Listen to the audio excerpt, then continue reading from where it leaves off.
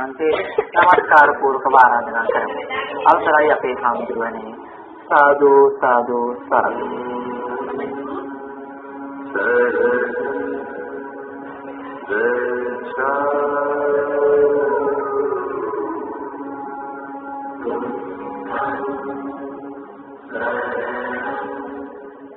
समन्ता चक्रवालेषु अत्रा गच्छन्तु देवता सद्धम्मं मुनिराजस् सुनन्तु सद्द मोक्षदं ධම්මස්සවන කාලෝ අයං බදන්තා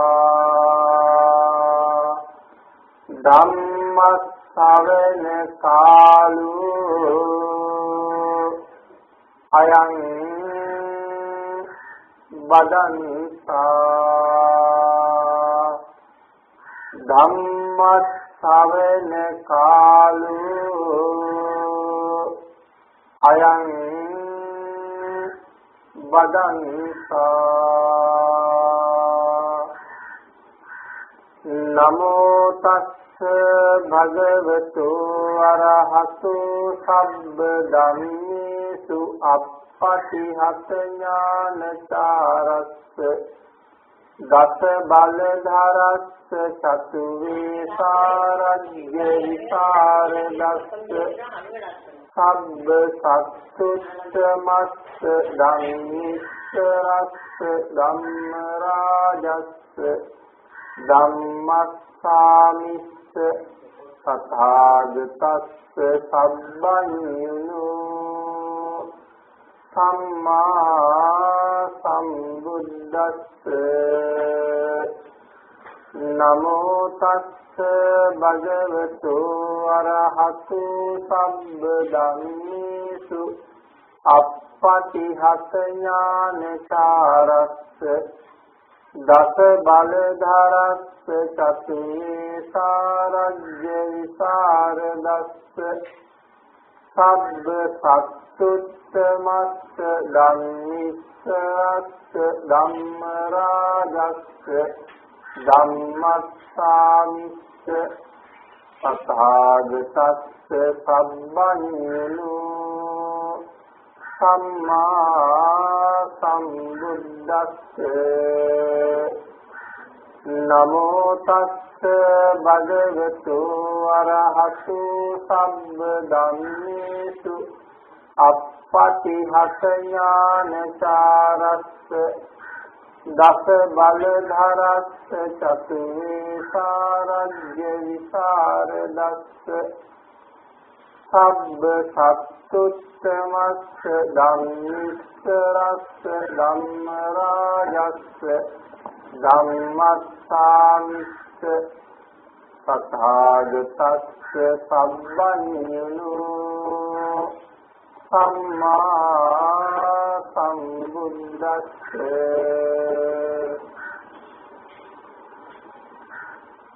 ඓතිහාසික සේරුවාවිල රාජමහා විහාරාධිපති අති ගෞරවනීය අපේ නායක මාහිමිපාණන් වහන්සේගෙන් අවසරයි. ඒ වගේම විහාරස්ථානයේ වැඩ වාසය කරන ගෞරවනීය මහා සංඝරත්නය සියලු දෙනා වහන්සේගෙන්ම අවසරයි. මේ මහා පින්කම සංවිධානය කරන අපේ වෛද්‍යාචාර්ය චිරන්ත මැතිතුමා ප්‍රධානව සද්ධර්ම ශ්‍රවණය කිරීම සඳහා සූදානම් වෙන කාරුණික ගුණගරුක බෞද්ධ පින්වතුනි සියලු දෙනාම බොහෝම ශ්‍රද්ධාවෙන් යුක්තව මේ ඓතිහාසික තේරුවාවිල මංගල මහා චෛත්‍ය රාජානන් වහන්සේගේ සලපතල මළුවේ වාඩි වෙලා සජීත හැදී සෝදානම් වෙන්නේ තථාගත ශාන්තිනායක සම්මා සම්බුදුරජාණන් වහන්සේ විසින් ලෝක සත්‍යයන් පිළිබඳව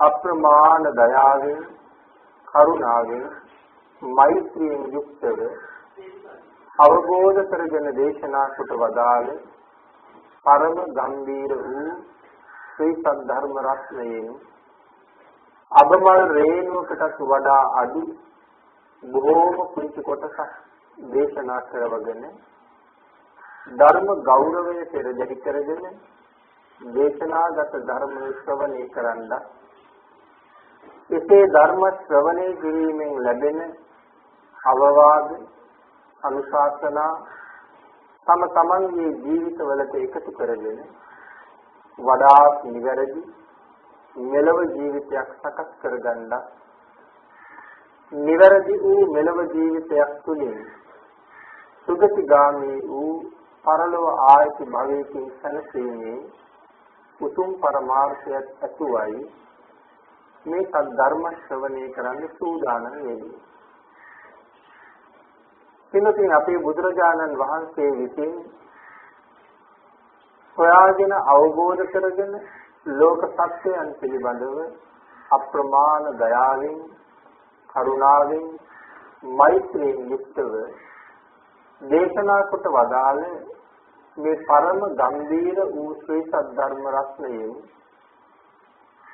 අබමල් රේණුවකටත් වඩා අඩු බොහෝම කුංචි කොටසක් තමයි මේ දේශනා කරවගන්න සූදානම් වෙන්නේ. අපේ බුදුරජාණන් වහන්සේ ජීවමානව වැඩ ඉන්න වෙලාවේ සත්‍ය දේවේන්ද්‍රයන් වහන්සේ බුදුරජාණන් වහන්සේ ළඟට ඇවිල්ලා වන්දනා කරලා බුදුරජාණන් වහන්සේගෙන් ඇහුවා, ස්වාමීනි භාග්‍යවතුන් වහන්සේ, මේ ලෝක ධාතුවේ තියෙන මේ නොයෙක් දානයන් අතර හැම දානයකටම වඩා මහත්ඵල මහානිසංසදායක වෙන යම් එකම දානයක් වෙත්නම් ඒ දානය කුමක්ද කියලා බුදු පියාණන් වහන්සේ ලබලා දුන්න පිළිතුර තමයි සම්බ දානං ධම්ම දානං විනාති. මහරජ සියලුම දානයන් අභිභවනය කරනවා මේ තථාගත ශ්‍රී සද්ධර්ම දානය. එමනම් අද තිරන්ත මෙතුමා තමන්ගේ ස්වාමි දිනියත් සමග දයාබරණීය දිනියගේ ජන්මදිනය සිහිපත් කරගෙන ලෝතර සම්මා සම්බුදුරජාණන් වහන්සේ වෙනුවෙන් බුදු පියාණන් වහන්සේගේ විශාලතම සර්වඥ ධාතුන් වහන්සේ වැඩ සිටින තේරුවාවිල මංගල මහා චෛත්‍ය රාජානන් වහන්සේගේ තලපතල මළුවේ බුදු පියාණන් වහන්සේගේ ලලාට ධාතුන් වහන්සේගේ අනුරුවක්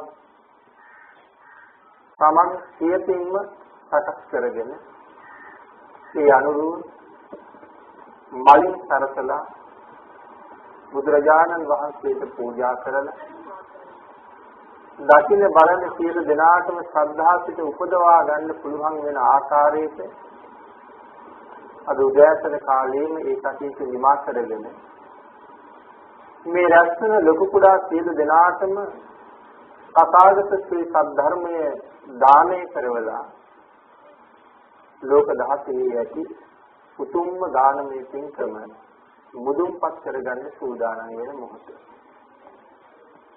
ඒ වගේම බොහෝම කල්යාණ මිත්‍රත්වයෙන් මේ පින්කම සමග එකතු පාදා වුණ මේ ලොකු කුඩා සියලු දෙනාම ධර්ම ගෞරවයේ පෙරදරි කරගෙනම මේ සූදානම් වෙන්නේ සද්ධර්ම ශ්‍රවණය කරන්න. ඉතින් අපේ බුදුරජාණන් වහන්සේ දේශනා කොට වදාලා යම් කෙනෙක් හරියටම ධර්ම ශ්‍රවණය කරනවා නම් ඒ දේශනාව අවසානයේ මාර්ගඵල ලැබෙනවා කියලා.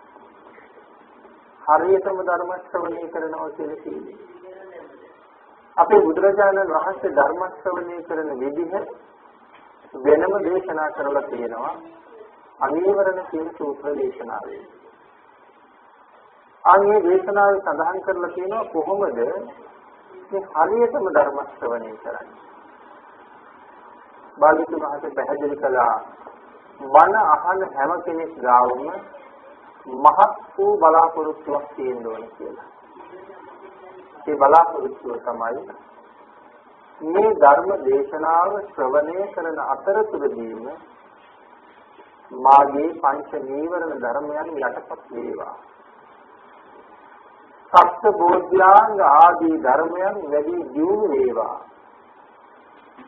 මේ දේශනාව අතරතුරදීම මට උතුම් මාර්ගඵලයක් අවබෝධ වේවා කියන සිතින් යුක්තවම සද්ධර්ම ශ්‍රවණය කරන්න කියලා භාග්‍යවතුන් වහන්සේ දේශනා කළා. යම් කෙනෙක් මේ ප්‍රාර්ථනාවෙන් යුක්තව හරියටම ධර්ම ශ්‍රවණය කළොත් ත්‍රි හේතුක ප්‍රතිසන්දියකුත් එළඹිලා තියෙනවා නම් ඒ දේශනාව අවසානයේ මාර්ගඵල ලැබෙනවා කියලා පැහැදිලි කළා. ධර්ම ශ්‍රවණය කිරීමේ තරම්ම ශ්‍රේෂ්ඨයි. ඒ නිසා අපි සියලු දෙනාම මනාව සද්ධර්ම ශ්‍රවණය කරන්න උත්සාහ කරමු. වෙනතේ ධර්ම දේශනාවේ මාතෘකාව හැටියට අපේ දොස්තර මහත්මයා සිහිපත් කළා බුදුරජාණන් වහන්සේගේ අනන්ත ගුණ කදම්බේ යම් කොටසක් හෝ දේශනා කරන්න පුළුවන් නම් ඒක හරි වටිනවා කියලා. ඒ නිසාම අපේ බුදුරජාණන් වහන්සේ මේ පාරමිතා සම්පූර්ණ කරගෙන ආපු ගමන බොහොම කෙටියෙන් නමුත් සිහිපත් කරන්නේ දේශනාවට එකතු කරගන්න කල්පනා කළා. එනතේ ලෞතර බුදුවරු ලෝකේ පහළ වෙන එක ඉතාම දුර්ලභ කාරණාවක්. ලෝකයේ තියෙන පරම දුර්ලභම කාරණාවන් අතර බුද්ධෝත්පාදේ ඉතාම දුර්ලභයි. අපේ බුදුරජාණන් වහන්සේ සම්මා සම්බුද්ධත්වයේ ලබන්න තීරණය කරලා ගත කරපු කාලය මහා කල්ප අසංඛ්‍ය විස්සකුත් ලක්ෂයක අති දීර්ඝ කාලයක්. කෙනෙකුට මනසකින් හිතාගන්න බැරි තරම් කාලයක් මහා කල්ප අසංඛ්‍ය විස්සයි ලක්ෂ එකක් කියන කාලය. බොහෝ දෙනා මහා කල්පයේ පිළිබඳව කරුණු කාරණා ධර්මයෙන් අහලා මම හිතන්නේ අවබෝධයක් තියන අය. නමුත් මම බොහොම කෙටියෙන් මේ කාරණාව නැවත සිහිපත් කළොත් මේ මහා කල්පය ඇතුලේ අන්තර් කල්ප කියලා පුංචි පුංචි කල්ප 256ක් තියෙනවා කියලා සිහිපත් කරනවා. එතකොට අන්තර් කල්පයක තියෙන මනුස්ස වර්ෂ ගාන නැවත සිහිපත් කරනවා. දවස් 365ක අපේ අවුරුදු අසංඛ්‍ය 86 ලක්ෂ 40000ක් කියලා.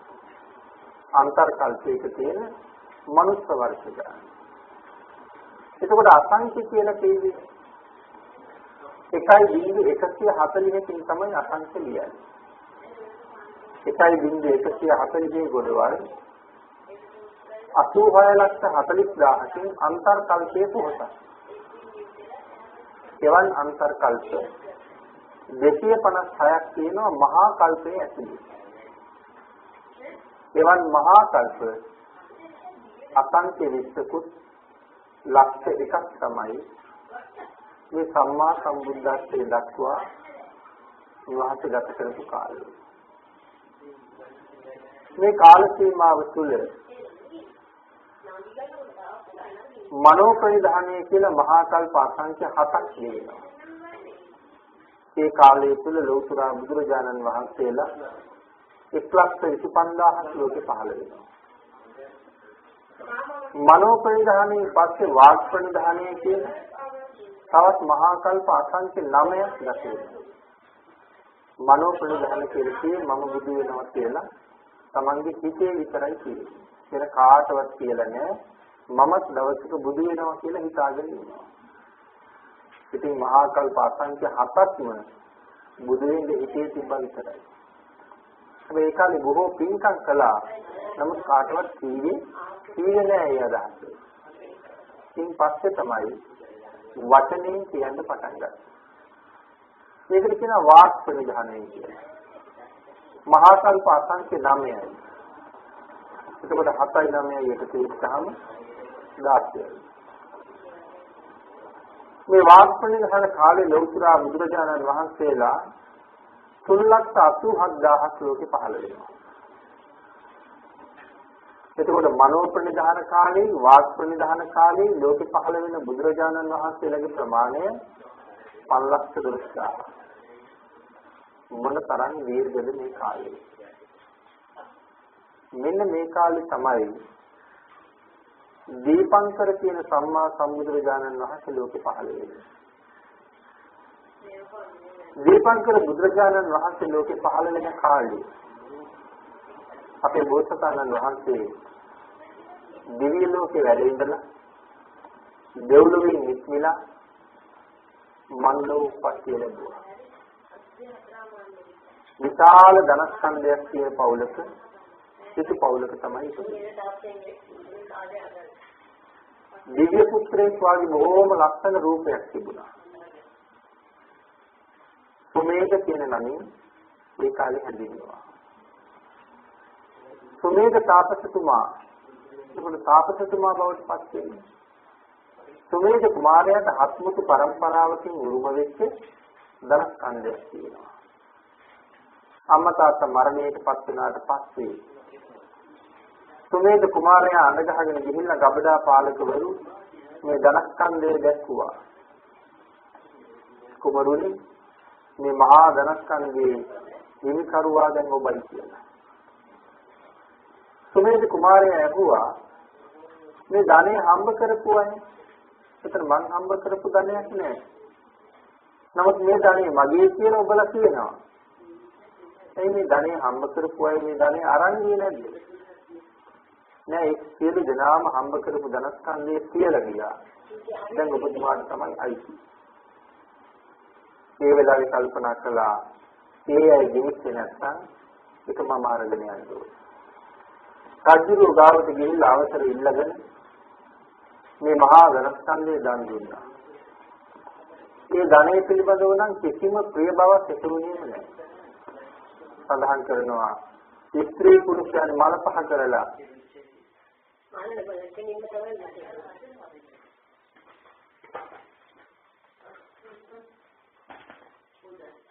ඉතිහා සබලාම හැරලා යනවා වගේ මේ ධනස්කන්ධය පිළිබඳව කිසිම ඇල්මක් ඇති වුණේ නැති බව. මේ මහා ධනස්කන්ධය දන් දීලා ජීවිතේ නික්මිලා වනාන්තරගත වෙලා උන්වහන්සේ තනියම බණ භාවනා කරා. ධ්‍යාන අභිඥා උපදවා ගත්තා. මේ කාලේ දීපංකර සම්මා සම්බුදුරජාණන් වහන්සේ ලෝකෙ පහළ වෙලා. මිනිස්සුන්ගේ ආයුෂ බොහොම දිග කාලයක්. දීපංකර බුදුරජාණන් වහන්සේගේ ආයු ප්‍රමාණය අවුරුදු ලක්ෂයක්. අවුරුදු ලක්ෂයක් ආයු වළඳන බුදු කෙනෙක්. ඉතින් එතකොට අපේ අයට හිතෙන්න පුළුවන් උන්වහන්සේලා විතරද ඒ තරම් ආයු මුක්ති වෙන්නේ කියලා. නෑ බණ අහන ඔබ බණ කියන මම මේ සංසාරේ එක දවසක නැත්නම් එක කාලයක ඔය තරම් ආයුෂයන්ට උරුමකම් කීවා. අවුරුදු ලක්ෂයක් නෙමෙයි අවුරුදු කෝටි ගණන් අවුරුදු ප්‍රකෝටි ගණන් අවුරුදු අසංඛ්‍ය ගණන් අපිට ආයුෂ තිබුණා. මේ අන්තර්කල්පයේ ආයුෂ අඩු වෙන වැඩි වෙන හැටි. අන්තර්කල්පයේ ආයු පටන් ගන්නේ පරමාර්ථ අවුරුදු 10යි. 10න් පටන් අරගෙන වැඩි වෙමින් ඉහළට යනවා. මිනිස්සුන්ගේ ආයුෂ අවුරුදු අසංඛ්‍යය දක්වා. අසංඛ්‍යය දක්වා වැඩි වෙච්ච ආයුෂ එතනින් පස්සේ අඩු වෙන්න පටන් ගන්නවා. එහෙම අඩු වෙවි නැවත 10 දක්වා යනවා. 10න් පටන් අරගෙන අසංකේය දක්වා වැඩි වෙලා අසංකේයයෙන් නැවතිලා නැවත 10 දක්වා අඩු වෙනවා. එතකොට අපි දැන් ඉන්නේ ආයුෂ අඩු වෙන කාලේ. මේ කාලේ මිනිස්සුන්ගේ පරමායුෂ අවුරුදු 120යි. ඒ වුණාට අපි ජීවත් වෙන්නේ අවුරුදු 65ක් 70ක් වගේ සීමාවට ඇවිල්ලා. එහෙනම් 10 හොයාගෙන යන්නේ කියනවා. හැබැයි මේ ආයුෂ අඩු වෙන එක වේගෙන් අඩු වෙන්න පටන් ගන්නවා කාලයක් යනකොට. යම් භාජනයක වතුර පුරවලා ඒ භාජනයේ වතුර තවත් භාජනයකට ටික ටික අත් කරනකොට පිරීලා තියෙන වෙලාවේ වතුර අඩු වෙන්නේ බොහොම හෙමින්. නමුත් භාජනයේ වතුර අඩු වෙන්න ඒ වතුර ටික වේගෙන් අනිත් භාජනයේ කරා ගලාගෙන යනවා. ආ මේ වගේ මිනිස්සුන්ගේ ආයුෂ අඩු වෙන්න පටන් ගන්නකොට ඒ ආයුෂ වේගෙන් අඩු වෙනවා. නමුත් අන්තර්කල්පය සම්පූර්ණ කරනවා. ඒ කොහොමද ඒ තරම් වේගවත් වෙන්නේ? මිනිස්සුන්ගේ පව් වැඩි වෙන්න ඉක්මනට ආයුෂ ඉවර වෙනවා. අවුරුදු 10000 හිටපු මිනිස්සු එක පාරම 5000ට අඩු වෙනවා. එයි මිනිස්සුන්ගේ පරමාංශ අවුරුදු 10000ක් විතර තිබ්බ කාලේ 10000න් උඩට තිබ්බ කාලේ මිනිස්සු අතර මේ වැරදි කාම සේවනය කියන එක තිබිලා නැති තරම්. මිනිස්සුන්ගේ පරමාංශ අවුරුදු 10000ක් විතර සීමා වෙනකොට තමයි මේ වැරදි කාම සේවනයේට මිනිස්සු පෙළඹෙන්න පටන් ගන්නේ. ඒත් එක්කම 10000 තිබ්බ ආයුෂ ඊළඟට උපදින පරම්පරාවට 5000 දක්වා අඩු වුණා. ඒකයි මම කිව්වේ අඩු වෙන්න යනකොට අපේ පව් වැඩි වෙන්න වේගෙන් ආයුෂ පිරගෙන පවතිනවා. දැන් අපි අවුරුදු 65ට 70ට සීමා වෙනවා. බොරු කියනකොට, ප්‍රාණඝාත කරනකොට, හොරකම් කරනකොට, මේ දේවල් ලෝකෙ වැඩි වෙන්න මිනිස්සුන්ගේ ආයුෂ තවත් වේගෙන් පිරෙන්න පටන් ගන්නවා. අකුසලයේ වැඩි වෙනකොට ආයුෂ පිරෙනවා. ඉතින් මේ අන්තර කල්පයක ආයුෂ අඩු වෙන කාලේ බුදුවරු ලෝකේ පහළ වෙන්නේ මිනිස්සුන්ගේ පරමාංශ අවුරුදු ලක්ෂයක් 100ක් අතරේ. ලක්ෂයට වැඩි නම් ඒත් පහළ වෙන්නේ නැහැ. එදාට මිනිස්සුන්ට දුක තේරෙන්නේ නැහැ. 100ට අඩු නම් ඒත් පහළ වෙන්නේ නැහැ. එදාට මිනිස්සුන්ට දුක තේරෙන්නේ නැහැ. මිනිස්සුන්ගේ සංඛාව වෙන්නේ. ඒ නිසා සතර තේරෙන්නේ. සංඛාව වැඩි නිසා අවුරුදු 100න් 15ට ආවිසාවන වෙන කාලෙ බුදුරු පහළ වෙනවා. ඒ තණ්හාව වැඩි බව මේ 120 කාලෙත් අපිට තේරෙනවා. යම් ධර්ම දේශනාවක් ශ්‍රවණය කරන්න ගියාම අපේ හොඳට බලන්න සමහර පිරිසක් විනාඩි 45ක් පැයක් විතර ධර්ම දේශනාව ශ්‍රවණය කරනකොට ඒ දේශනාව ඉවර වෙනකන් ඉන්නේ නැගිටලා යනවා. සමහර වෙලාවට දුරකථන යමතුමක් ඒ ඇයි ධර්ම ගෞරවයෙන් නැති නිසා ඒ දුරකථනයට කතා කරනවා. කතා කරලා යම් පණිවිඩයක් කිව්වොත් ධර්ම ශ්‍රවණය කරන එක පස්සට කියලා නැගිටලා යනවා.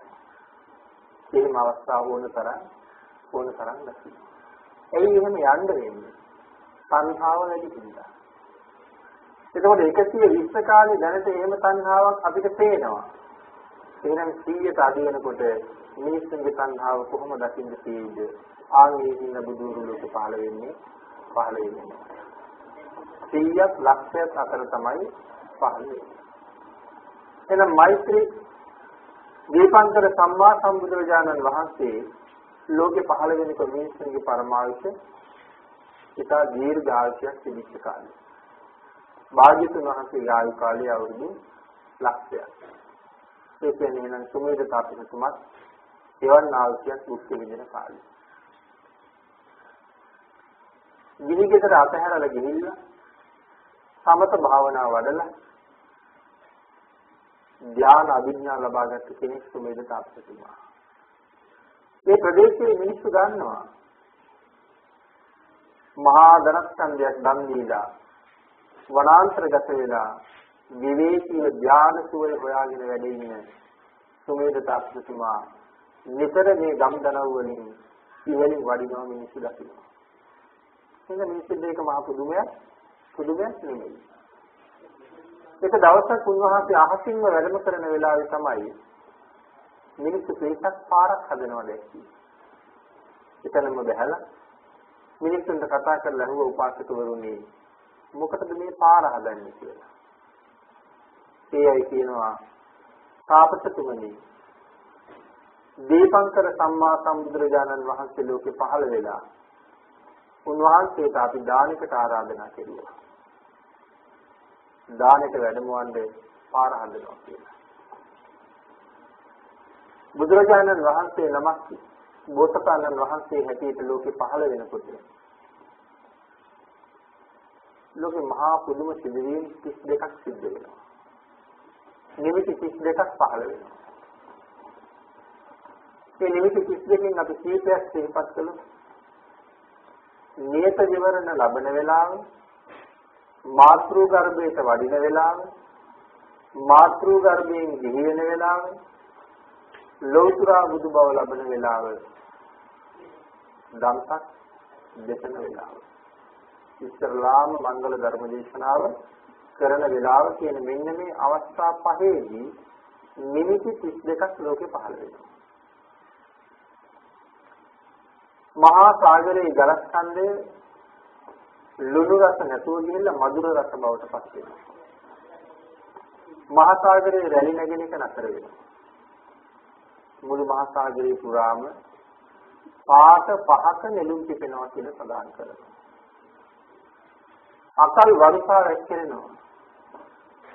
මේ මහ පොළොවෙන් උල්පත්ම තියෙනවා වගේ ජලයම තියෙනවා.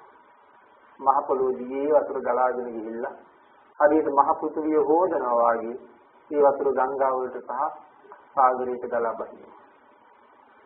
මේ මහ පොළොවේ නෙළුම් පිපෙනවා. මුළු මහ පොළොව පුරාම නෙළුම් පිපෙනවා. කළු ගල් වලත් නෙළුම් පිපෙනවා. මහ කඳු වලත් නෙළුම් පිපෙනවා. කළු ගල් පලාගෙන දණ්ඩ පදුම කියලා විශේෂ පුෂ්පයක් පිපෙනවා කියලා සඳහන් කරනවා. අද ලෝකෙ දකින්න මේ තා උස කඳු පර්වතයේ ඔක්කොම එදා බෝසතාණන් වහන්සේ වෙනුවෙන් මලින් ගැහිච්ච මහා කඳු. ඒවරස්ථාදී තා උස කඳු මුදුන් පවා එදා මේ මල් වලින් වැහිලා ගියා. මොකද මේ අතිරිය එක සක්වලක නෙමෙයි සක්වලවල් 10000කයි ඇති. සක්වලවල් 10000කම සියලුම සාගරය නෙළුම් වලින් වැහෙනවා. මුළු මහ පොළොවම නෙළුම් වලින් වැහෙනවා. ගංගාවල් වල නෙළුම් පිපෙනවා. මේ ආදි වශයෙන් මේ සක්වලවල් 10000ක වෙන අතිරියක් ගැන මේ කියන්නේ. එක සක්වලක නෙමෙයි. ඉරු බබලෙද්දීම හඳක් සරුත් බබලෙනවා. බන්ධනගත සත්‍යෝ සියලු දෙනාම බන්ධන වලින් මිදෙනවා. අවීචි මහ නිරේ පටන් සියලුම අපායවල වල ගින්දර නිවෙනවා. ලෝකාන්තරික මහ නිරේට එළිය වැටෙනවා. ලෝකාන්තරික මහ නිරේට එළිය වැටෙනවා කියලා සඳහන් කරාම ලෝකාන්තරික මහ නිරේ තියෙන්නේ සක්වලවල් 3ක් එකට එකතු වෙන තැන. යොදුන් 8000ක 8000ක භූමියක්. මේ සක්වලවල් 3ක් එකට එකතු වෙනකොට ඇති වෙනවා. සක්වලක් කියලා කියන්නේ රවුම් ආකාරයෙන් යුක්තයි. ඒකට රවුම් භාජන 3ක් එකට කියලා අල්ලහම මැදේට ඉතිරි වෙනවා. ආන් ඒ වගේ සක්වලවල් 3ක් එකතු වෙනකොට මැදේ යොදුන් 8000ක 8000ක භූමියක් තියෙනවා. සිත් අවකාශය. උඩටත් සිත් යටටත් සිත්. පතුලක් නෑ. ඊටාම ඝන අන්ධකාරයි. කවදාවත් සූර්යයා සමත් නැහැ ලෝකාන්තරික මහ නිරේ දෙලිය වස්සන්න. සූර්යාගේ තේජසේ තරන්නේ. ඊටාම අන්ධකාරයි. අර සත්වල දික්තියේ තමයි නිර්පත්‍ය එල්ලන්නේ. මේ මහ පොළොව කොච්චර ගැඹුරුද? බුද්ධ දේශනාවේ සඳහන් කරන්නේ යොදුන් 2 ගාන මහ පොළොව යට ගැඹුරු. ආනේ යටට ගැඹුර අර සක්වල වල දික්ටි තුනේම තියෙනවා. සදුන් 240,000. ආන්නේ දික්ටි වල තමයි වවුල එල්ලුණා වගේ ඒ සත්‍ය එල්ලලා ඉන්නේ. යටින් පතුලක් නැහැ කියලා සඳහන් කළා. මේ මහ පොළොව තියෙන්නේ මොකක් උඩද? ධර්මයේ විස්තර කරන හැටියට මහ පොළොව තියෙන්නේ ජලය උඩ. යටින්ම තියෙන්නේ වාතය. වාතයේ උඩ ජලය, ජලයේ උඩ පොළොව. ඒකෝට යටට පතුලක් නැහැනේ. එන සක්වල දිස්සියේ කෙරවලින් හම්බ වෙන්නේ අර මහා ජල කඳ. කවදාවත් ඉර හඳේ නිරෙන්නේ නැති නිසා ඒක අයිස් වගේ නිදිලා තියෙනවා. ඒකෝට මේ නිරේ ඉන්නානේ. තවත් කෙනෙක් ඉන්නවා කියලා ඒගොල්ලන්ට පේන්නේ නැහැ. ඒ තරම් කළුවරයි. නමුත් සක්වල දිස්සියේ එල්ලෙනකොට තව කෙනෙකුගේ ඇඟේ ගෑවුණොත් කෑමක් වෙන්නේ නැති කියලා අල්ලගන්න හිතාගෙන අර දිස්සිය අල්ලගෙන ඉන්න කතාවයි. ඇතැරියම යදුන් ලක්ෂ ගණන් යටට වැටිලා අර අයිස් කැටයක් වගේ සීතල වතුරින් වැටෙනවා. අයිස් කියන්නේ වැටිලා අයිස්වල ඒ මොහොතේම පිච්චිලා යනවා. පිච්චිලා ආය එතනම උපදිනවා. ඒකෝට කෙනෙක් හිතනවාද අයිස් වලට පිච්චෙයිද කියලා? අයිස් වලට පිච්චෙනවා. ජීන්දරට පිච්චෙනවා වගේම අයිස් වලට පිච්චෙනවා. හැබැයි පිච්චෙන ආකාර දෙකයි. ඔබේ ගෙදර තියෙන සීතකරණයකට අත දාලා අයිස් කැටයක් අතට ගත්තොත් අපිට තේරෙනවා ගත්ත ගමන්ම ඒක අතේ ඇලෙනවා. ඒ ඇලෙන්නේ එතන තියෙන ස්නායු ටික, එතන තියෙන ශක්තිය ටික පිච්චෙන්න හදනවා. ඒකයි ඇලෙන්නේ. ඒ අයිස් කැටේ තවත් මිටමල වගේ හිටියොත් අපිට එහෙම කරගෙන කොහොමවත් ඉන්න බෑ. අපි දිගේ විදුලියක් යනවා වගේ දැනෙනවා. ඒ නිසාම අප අරින්නම හිතෙනවා. ඒ තමයි අයිස් වලින් පිච්චෙන්නේ නැති. අර තරම් දැවන්ත අයිස් වලට උඩට වැටිච්ච ගමන් මේගොල්ලෝ මැරෙනවා. ආයතනම උපදිනවා. ඉතින් මේ ලෝකාන්තරික මහණේට එළිය ආලෝකයේ පතුරවන්න මේ සූර්යයා සමත් නැහැ. මේ තරම් තේජාන්විත සූර්යයා සමත් නැත්නම් ලෝකාන්තරික නිලයට එළිය යවන්නේ. නමුත් බෝසතාණන් වහන්සේ මාතෘ ගර්භයට වඩින වෙලාවේ ලෝකාන්තරික මහණේට එළිය එනවා. එහෙනම් සූර්යයට වඩා බෝසත්ිකට මහා ප්‍රතාපවත්. එහෙනම් මේ නිමිති පහක් පහළ වෙන අවස්ථා ගැන මම සිහිපත් කළා. නිමිති පහළ වෙන අවස්ථා පහක් ගැන. මේ අවස්ථා පහේම ලෝකාන්තරික නිරේත එළිය වැටෙනවා. ඒ තරම්ම ප්‍රතාපවත්. අහස සම්පූර්ණ නෙළුම් මල් වලින් වැහෙනවා. දිව්‍යමය සූර්ය භාණ්ඩ දෙවියෝ වාදනය කරනවා. මනුස්ස ලෝකයේ තියෙන සූර්ය භාණ්ඩ ඉබේම වාදනය වෙනවා. කවුරුවත් වාදනය කරන්නේ තමන්ම වාදනය වෙනවා. මේ ආදි වශයෙන් නිමිති 32ක් පහළ වෙනවා. එතකොට සුමේද තාපසතුමා දීපංකර බුදුරජාණන් වහන්සේ ලෝකේ පහළ වෙච්ච බව දන්නේ නැහැ. එතකොට කෙනෙකුට අහන්න බැරිද? එහෙනම් දීපංකර බුදුරජාණන් වහන්සේ ලෝකේ පහළ වෙනකොට අර නිමිති 32 එහෙම්මම පහළ වුණා. ඒ කාලේ සුමේද තාපසතුමා ඒව දැක්කේ නැති ඇයි කියලා. ඒකට උත්තරයක් ධර්මයෙන් ලබලා දෙනවා. දීපංකර බුදුරජාණන් වහන්සේ මාතෘ ගර්භයට වඩින වෙලාවේ මෞඛිතෙන් දිවින වෙලාවේ ලෞතර සම්මා සම්බෝධිය ලැබෙන වෙලාවේ මංගල ධර්ම දේශනාව කරන වෙලාවේ සුමේද තාපසතුමා සමාධියට සමවැදෙලා සිටියේ. ආන්ගේ නිසා නිමිති පහළ වීම දැක්කේ. ඒකයි යහනි උපාසකවරුනි මොකක් සඳහාද දීපංකර භාග්‍යතුන් වහන්සේ ලෝකේ පහළ වෙලා කියනකොටම පුදුමාකාර ප්‍රීතියක් ඇති වෙනවා. අනේ මේ පාර හදන්න මටත් ටිකක් ඉඩ දෙන්න බැරිද කියලා. ගොඩ කරන්න බැරි මඩවලක් තිබුණා. මේක දන්නවා තාපසතුමාට ඉර්ධි තියෙනවා. ඉර්ධියෙන් මේ මඩවල තාපසතුමා ගොඩ කරයි. එහෙම හිතලා තමයි පුළුවන් නම් මඩවල ගොඩ කරලා දෙන්න කියලා. තාපසතුමාගේ දාන පාරමිතාවේ ශක්තිය අවශ්‍ය නම් මඩවල සංග්‍රහන් වලින් පුරවන්න පුළුවන්. නමුත් කල්පනා කළා ඒක මට තරම් නෙමෙයි. මහන්සි වෙලාම මේක පුරෝපි තරමටයි පින් වැඩි වෙන්නේ. කවදාවත්ම උදැල්ලක් කූඩයක් අල්ලලා වැඩ කරලා තිබුණේ නැහැ. ජීවිතේ පළවෙනි වතාවට වගේ ඉතාම සැපසේ හැදුණු මේ තරුණ කුමාරයා තමන්ගේ අත් දෙකෙන් වැඩ කරන්න පටන් ගත්තා. මොන වේදනාව දැනුණත් බුදුරජාණන් වහන්සේ පිළිබඳව තිබිච්ච අප්‍රමාණ ශ්‍රද්ධාවෙන් මඩවල පුරෝ ඉන්නකොට තමයි මිනිස්සු සාදුකාර පවත්වන්නේ. බුදුරජාණන් වහන්සේ නම අසීමිත බුද්ධ ලීලාවෙන් මාර්ගයට වඩිනකොට මේ ස්වාභාවික පරිසරයේ උන්වහන්සේට පුදුම විදිහට සැලකුවා. ලක්කන සූත්‍රයේ පිළිබඳව කරුණු ගණනාවක් පැහැදිලි කරනවා. බුද්ධ ලීලාවෙන් මාර්ගයට අවතීර්ණ වෙනකොට මේ පාරේ තියෙන උස්තැන් මිටි වෙනවා, මිටියෙන් ඉස්සෙනවා කියලා සඳහන් කරනවා. කඳු, ගල් කැට, මුල් වගේ දේවල් වටේලා තියෙනවා නම් ඒ ඔක්කොම යට යනවා. වලවල් වගේ හැදිලා තියෙන දේවල් ඔක්කොම පිරෙනවා. උස්තැන් මිටි වෙලා මිටියෙන් උස් වෙනවා. ඊළඟට සුලඟට අධිපති දෙවියෝ ඉතාලි සුලඟක් මවනවා.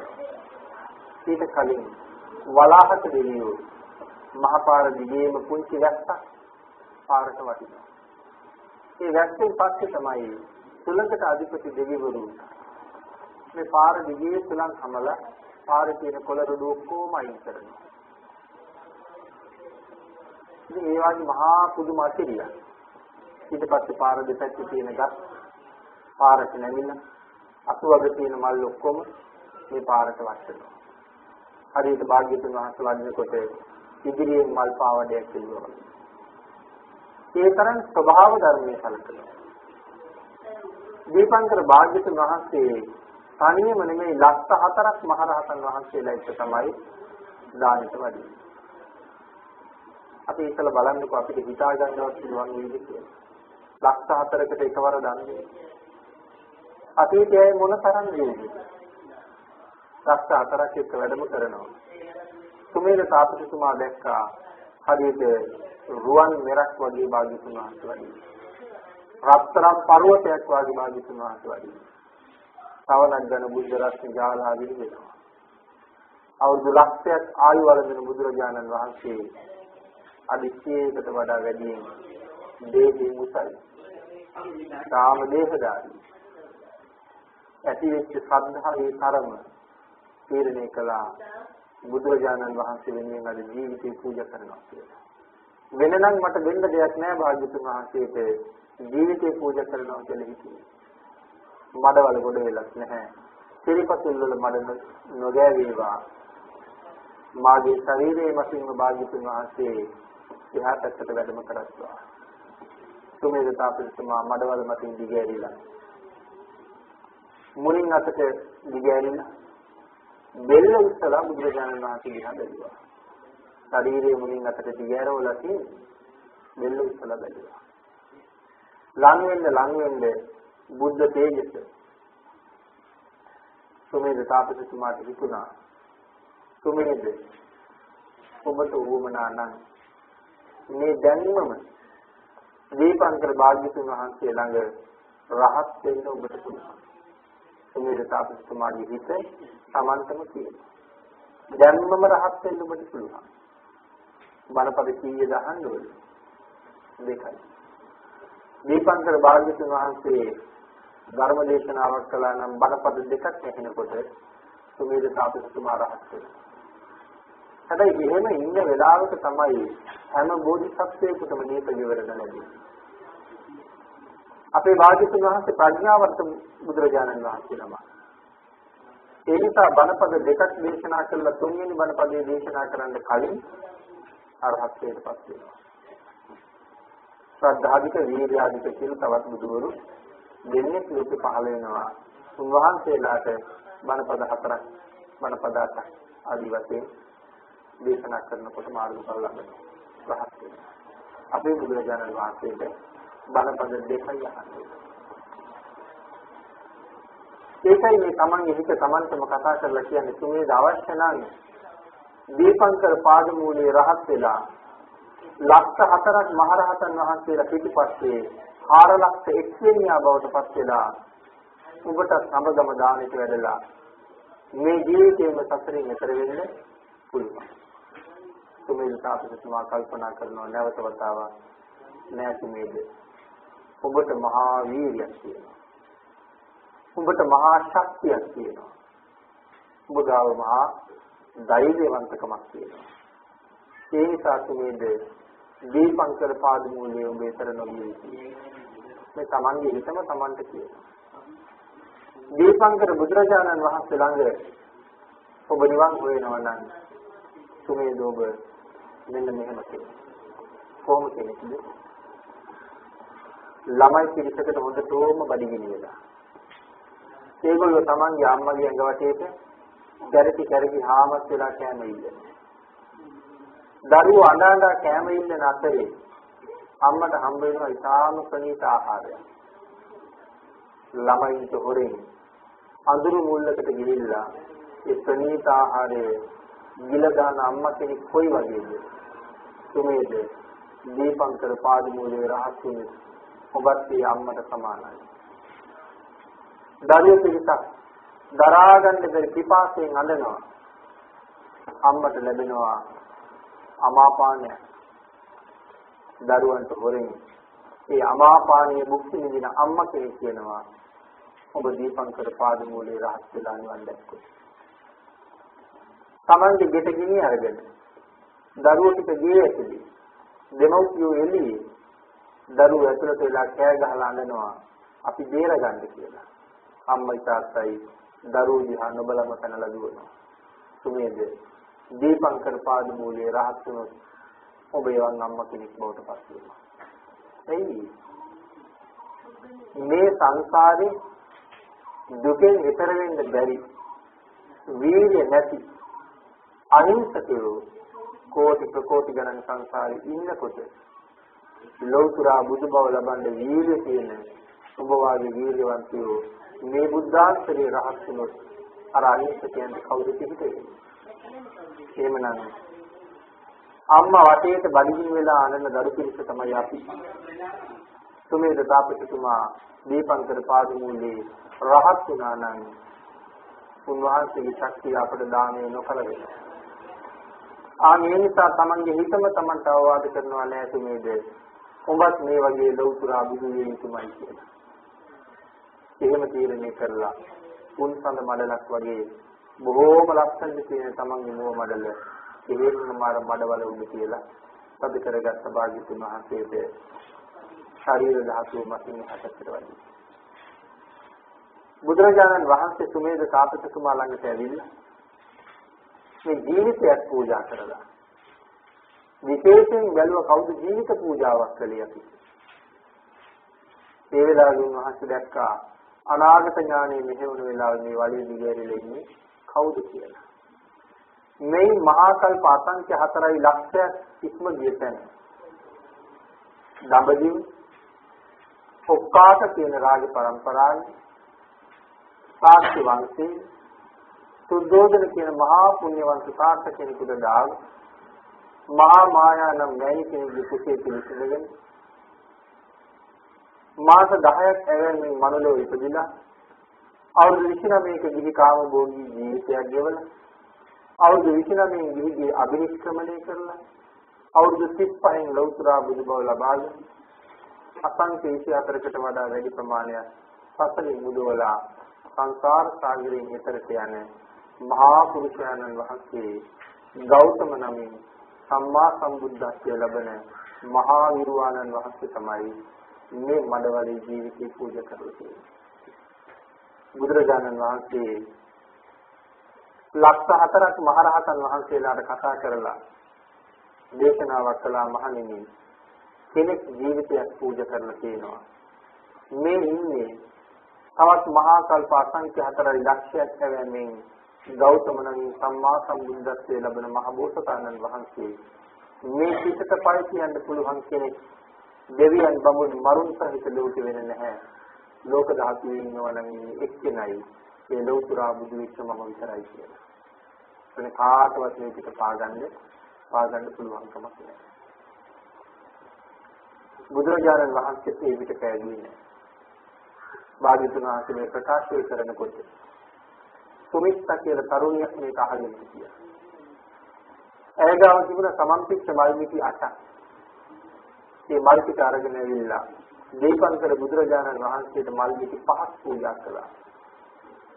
පූජා කළ ප්‍රාර්ථනාවක් කළා ස්වාමීනි භාග්‍යවතුන් වහන්සේ. මොහොතකට කලින් නියත වුණ දේවා වදාළ මේ මහ බෝසතාණන් වහන්සේ යම් දවසක ලෞතර බුද්ධ රාජ්‍ය ලබා ගන්න සූදානම් වන්නේද? උන්වහන්සේට ලෞතර බුද්ධත්වයේ වෙනුවෙන් ආර්මී සම්පූර්ණ කර ගැනීම සඳහා ඔබ වහන්සේට මල් පූජා කරලා ලබන මේ කුසල අනුමෝදන් වේවා කියලා සිල් අනුමෝදන් කෙරුවා. ඊතුරු මල් මිටි තුනද දීපංකර භාග්‍යවතුන් වහන්සේට පූජා කරලා ප්‍රාර්ථනාවක් කළා. ස්වාමීනි මේ මහා පුරුෂයාණන් වහන්සේ ලෞතර බුදු බව ලබන අන්තිම ජීවිතයේ උන්වහන්සේගේ අග්‍රමහේශිකාව බවට පත් වෙන්නේ මට සසරට පින් කිරේවා කියලා ඉතුරු මල් මිටි තුන පූජා කළා. එතකොට හොඳ ප්‍රාර්ථනාවක් කරලා තියෙනවා. එතකොට මේ බුදුරජාණන් වහන්සේගේ දේශනාවට අනුව ප්‍රාර්ථනාව පිළිබඳව මොනවාගේ කාරණාවක් භාග්‍යවතුන් වහන්සේ දේශනා කරනවාද කියන එක අපිට පැහැදිලි වෙනවා. අද නම් සමහර වෙලාවට අහන්න ලැබෙනවා ප්‍රාර්ථනාවක් කරන්න එපා කියලා පින්කම් කරලා. ප්‍රාර්ථනා කරාම සතර දික් වෙනවා කියලා. නමුත් මේ ත්‍රිපිටකයට අනුකූලව ප්‍රාර්ථනාවක් කරන එක බුදුරජාණන් වහන්සේ අගය කරනවා. කැමති නම් ප්‍රාර්ථනා කරන්න පුළුවන්. අකමැති නම් ප්‍රාර්ථනා නොකර ඉන්නත් පුළුවන්. හැබැයි මම හොයන නිවන මට කොයි විදිහටද ලැබෙන්න ඕනේ කියන කාරණාව පිළිබඳව ප්‍රාර්ථනාවක් කරන එක ඉතාම වටිනවා. ඒ පිළිබඳව කරුණු ඕන තරම් ත්‍රිපිටකාගත සූත්‍ර වලින් පැහැදිලි කරන්න පුළුවන්. කාල වේලාව තිබුණත් අපි කරුණු ටිකක් මේ අතරම සාකච්ඡා කරමු. සුමිත්තා තරුණිය එහෙම ප්‍රාර්ථනා කළා. මේ මල්මිටි 8ම දීපංකර බුදුරජාණන් වහන්සේ තුන් වතාවක් සුමේද සාපිතුමා වටේට ප්‍රදක්ෂිනා කරලා ඇඟට ඉස්සා. ලක්ෂ 4ක් මහරහතන් වහන්සේලාම සුමේද සාපිතුමාට මල් පූජා කළා. එක රහතන් වහන්සේ නමක් එක මලක් පූජා කෙරුවා. සුමේද සාපිතුමා මල් ලක්ෂ 4කින් නැහැ. මේ වෙලාවේ දිව්‍ය මේ පුෂ්ප වර්ෂාවක් කෙරුවා. රහතන් වහන්සේලාට වැඩියා. බුදුරජාණන් වහන්සේට වැඩියා. සුමේද තාපසතුමා නැගිටලා අර මහ මල් කඳු උඩ වාඩි වුණා. බුදුරජාණන් වහන්සේ මට බුදු වෙන්න පුළුවන් කියලා දේශනා කළා. බුදුවරුන්ගේ වචන කවදාවත් බොරු නෙමෙයි. එහෙනම් මට බුදු වෙන්න පුළුවන්. පෙර බෝසතාණන් වහන්සේලා බුද්ධත්වයේ මොනවද කළේ කියලා මල්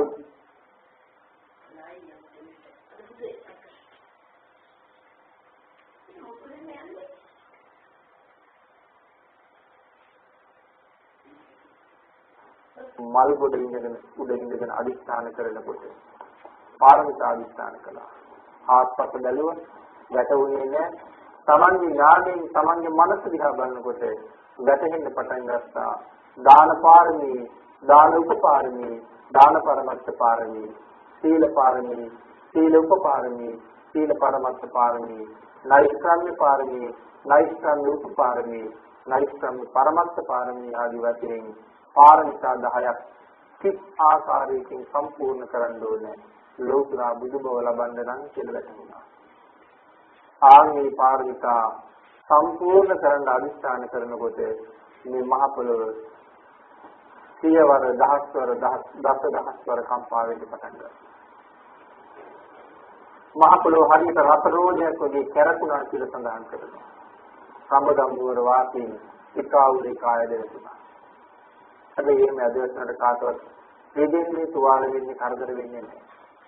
මේ වෙලාවට භූමිකම්පාය තියෙන කවදාවත් විනාශ වෙන්නේ නැහැ. ඒව ධර්මයේ වෙනම පැහැදිලි කරනවා.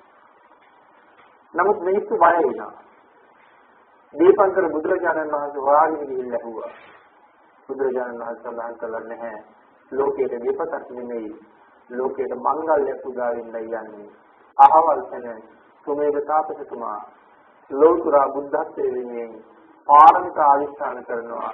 ඒක මහ පුදුමයට දරන්න බැහැ කියලා. මිනිස්සු ආපහු හැරිලා නැවත දහස් ගණන් දසදහස් ගණන් මිනිස්සු සුමේද තාපසතුමාට මල් පූජා කළා. පූජා කළා ඒ ප්‍රාර්ථනාව කළා. ස්වාමීනි දීපංකර සම්මා සම්බුදුරජාණන් වහන්සේ ළඟ අපට නිවන් දකින්න බැරි වුණොත් ඔබ වහන්සේගේ ශාසනයේ අපි නිවන් දකින්නමයි ස්වාමීනි කියලා ප්‍රාර්ථනා කළා කියලා සඳහන් කරනවා. සුමේද තාපසතුමා පාරමිතා අධිෂ්ඨාන කරලා මඩවල උඩින් නැගිටලා උන්වහන්සේගේ පාරමිතා සම්පූර්ණ කරන්න එතන ඉඳලා පටන් ගත්තා. ඒකවල කොච්චර කාලයක් මෙතන ඉඳලා පාරමී සම්පූර්ණ කරන්න ඕනේද? මනෝ ප්‍රනිධානයේ මහා කල්පසංඛ්‍ය 7යි, වාග් ප්‍රනිධානයේ මහා කල්පසංඛ්‍ය 9යි, එතකොට මහා කල්පසංඛ්‍ය 16යි, 20 ලක්ෂයකයි කාලයේ තව 4 ලක්ෂයකට ඉතුරු වෙලා තියෙනවා. මහා කල්පසංඛ්‍ය 4යි ලක්ෂයක මේ දස පාරමිතාව සමතේසත් පාරමිතාවන් හැටියට සම්පූර්ණ කරන්න ඕනේ. මෙහෙම පාරමිතා සම්පූර්ණ කරමින් ඇවිල්ලා දෙස්සන්තර මහ බෝසතාණන් වහන්සේ අන්තිමට මනුෂ්‍ය ලෝකෙට ඉපදෙනවා. දෙස්සන්තර බෝසතාණන් වහන්සේ මහ පොළොව කම්පා කරව දන් දීලා අපවත් වෙලා කුසිත භවණී ඉපදුනා. කුසිත භවණී ආයු ප්‍රමාණය අවුරුදු 57 කෝටි 60 ලක්ෂයයි. අවුරුදු 57 කෝටි 60 ලක්ෂයම කුසිතේ වැඩ සිටියා. ආයුෂ පිරිහීගෙන එන කාලේ 10000ක් සක්වල දෙවිවරු බ්‍රහ්ම රාජ්‍යය ඇවිල්ලා සම්පූර්ණ දිව්‍ය රාජ්‍යය ගාව දන ගහලා මතක් කළා ස්වාමීනි ආයු පිරිහීමේ පවතින මේක මනුලොවට වඩින්න කාලය. කාලෝ වයන්තේ මහා වීරේ උප්පාද මාති කුච්චියන්. මහා වීරයන් වහන්සේ මාතෘ ගර්භයට වැඩම කරන සේක්වා. සියලුම දෙවිවරුන්ට කිව්වා තම තමන්ගේ වාස භූමි කරා වැඩම කරන්න. සියලු දෙනා ගියාට පස්සේ දිව්‍ය රාජයා නන්ද උයනට ගිහිල්ලා කරුණු පහක් විශේෂයෙන් බැලුවා. මොනවද මේ බලන කරුණු පහ? අපි ඒක කියන පංච මහා විලෝකණය කියලා. කාලය, දීපය, දේශය, කුලය, මව. කාලය කියලා කියන්නේ අපි මුලින් සිහිපත් කළා. මිනිස්සුන්ගේ ආයුෂ අවුරුදු ලක්ෂයක් 100ක් අතරද තියෙන කියලා බලන්න. ලක්ෂයට අඩුද 100ට වැඩිද? ඒක තමයි කාලය. දීපය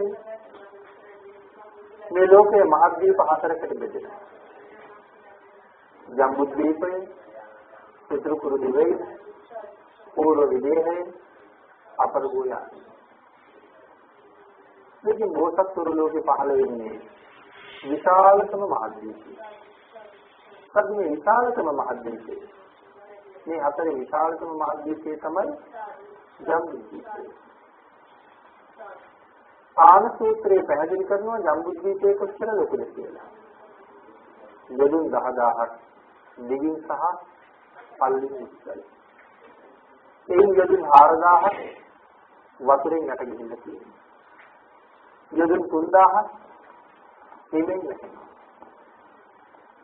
හිමාලයත් එක්ක මේ ප්‍රදේශයේ යදුන් 3000ක් විතර හිමෙන් නැගෙනවා. තවත් යදුන් 3000ක් විතර තමයි මිනිස්සු ජීවත් වෙන්නේ. ඒක ජම්බුද්වීපයේ කියලා කියන්නේ ඉන්දියාවට එහෙම නෙමෙයි. මොකක්ද අය හිතන්නේ දඹදිව කියන්නේ ඉන්දියාවට කියලා. දඹදිව කියන්නේ ඉන්දියාවට නෙමෙයි.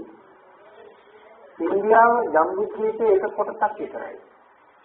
එහෙනම් ජම්බුද්වීපයේ ආරම්භ වෙන්නේ කොහෙන්ද? වර්තමානයේ හැටියට කිව්වොත් සෝවියට් රුසියාව. ඉස්පානියේ පෘතුගාලයේ හරහා පැතිරලා එන විශාල භූමි භාගයකට තමයි ජම්බුද්වීපය කියලා කියන්නේ. හැබැයි වර්තමානයේ තියෙන දුර්මතය ලංකාව ජම්බුද්වීපයටයි කියන්නේ ඒක දුර්මතය. ලංකාව මේ කාලේ බොහොම අවාසනාවන්ත තැනක තියෙන නිසා ලංකාවේ එහෙම කතා හරියට තියෙනවා. බෝසතාණන් වහන්සේ පහළ වෙලා තියෙන්නේ ලංකාවේ. බුදු වෙලා තියෙන්නේ ලංකාවේ.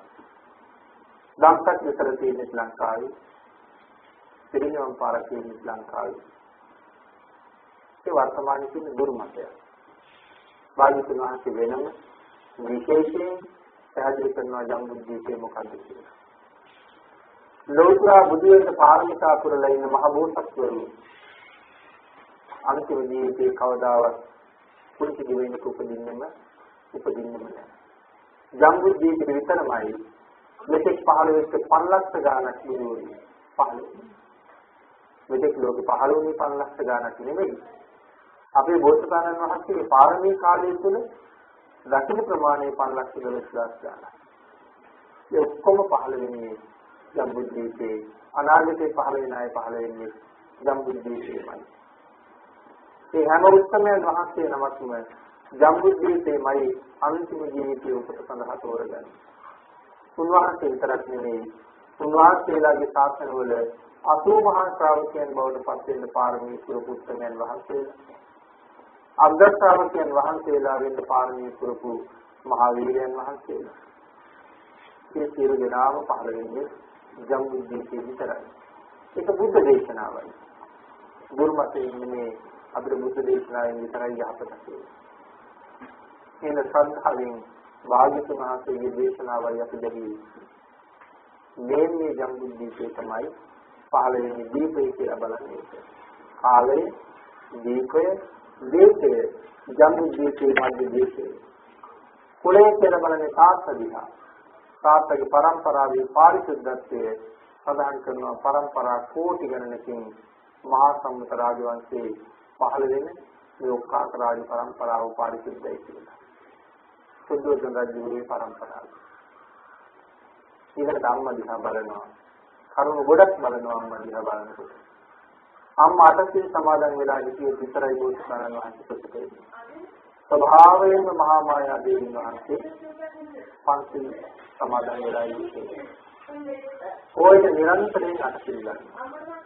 හැබැයි බෝසතාණන් වහන්සේ වඩින්නේ පන්සිල් රකින්න අම්මගේ කුසට නෙමෙයි අටසිල් රකින්න අම්මගේ කුසට.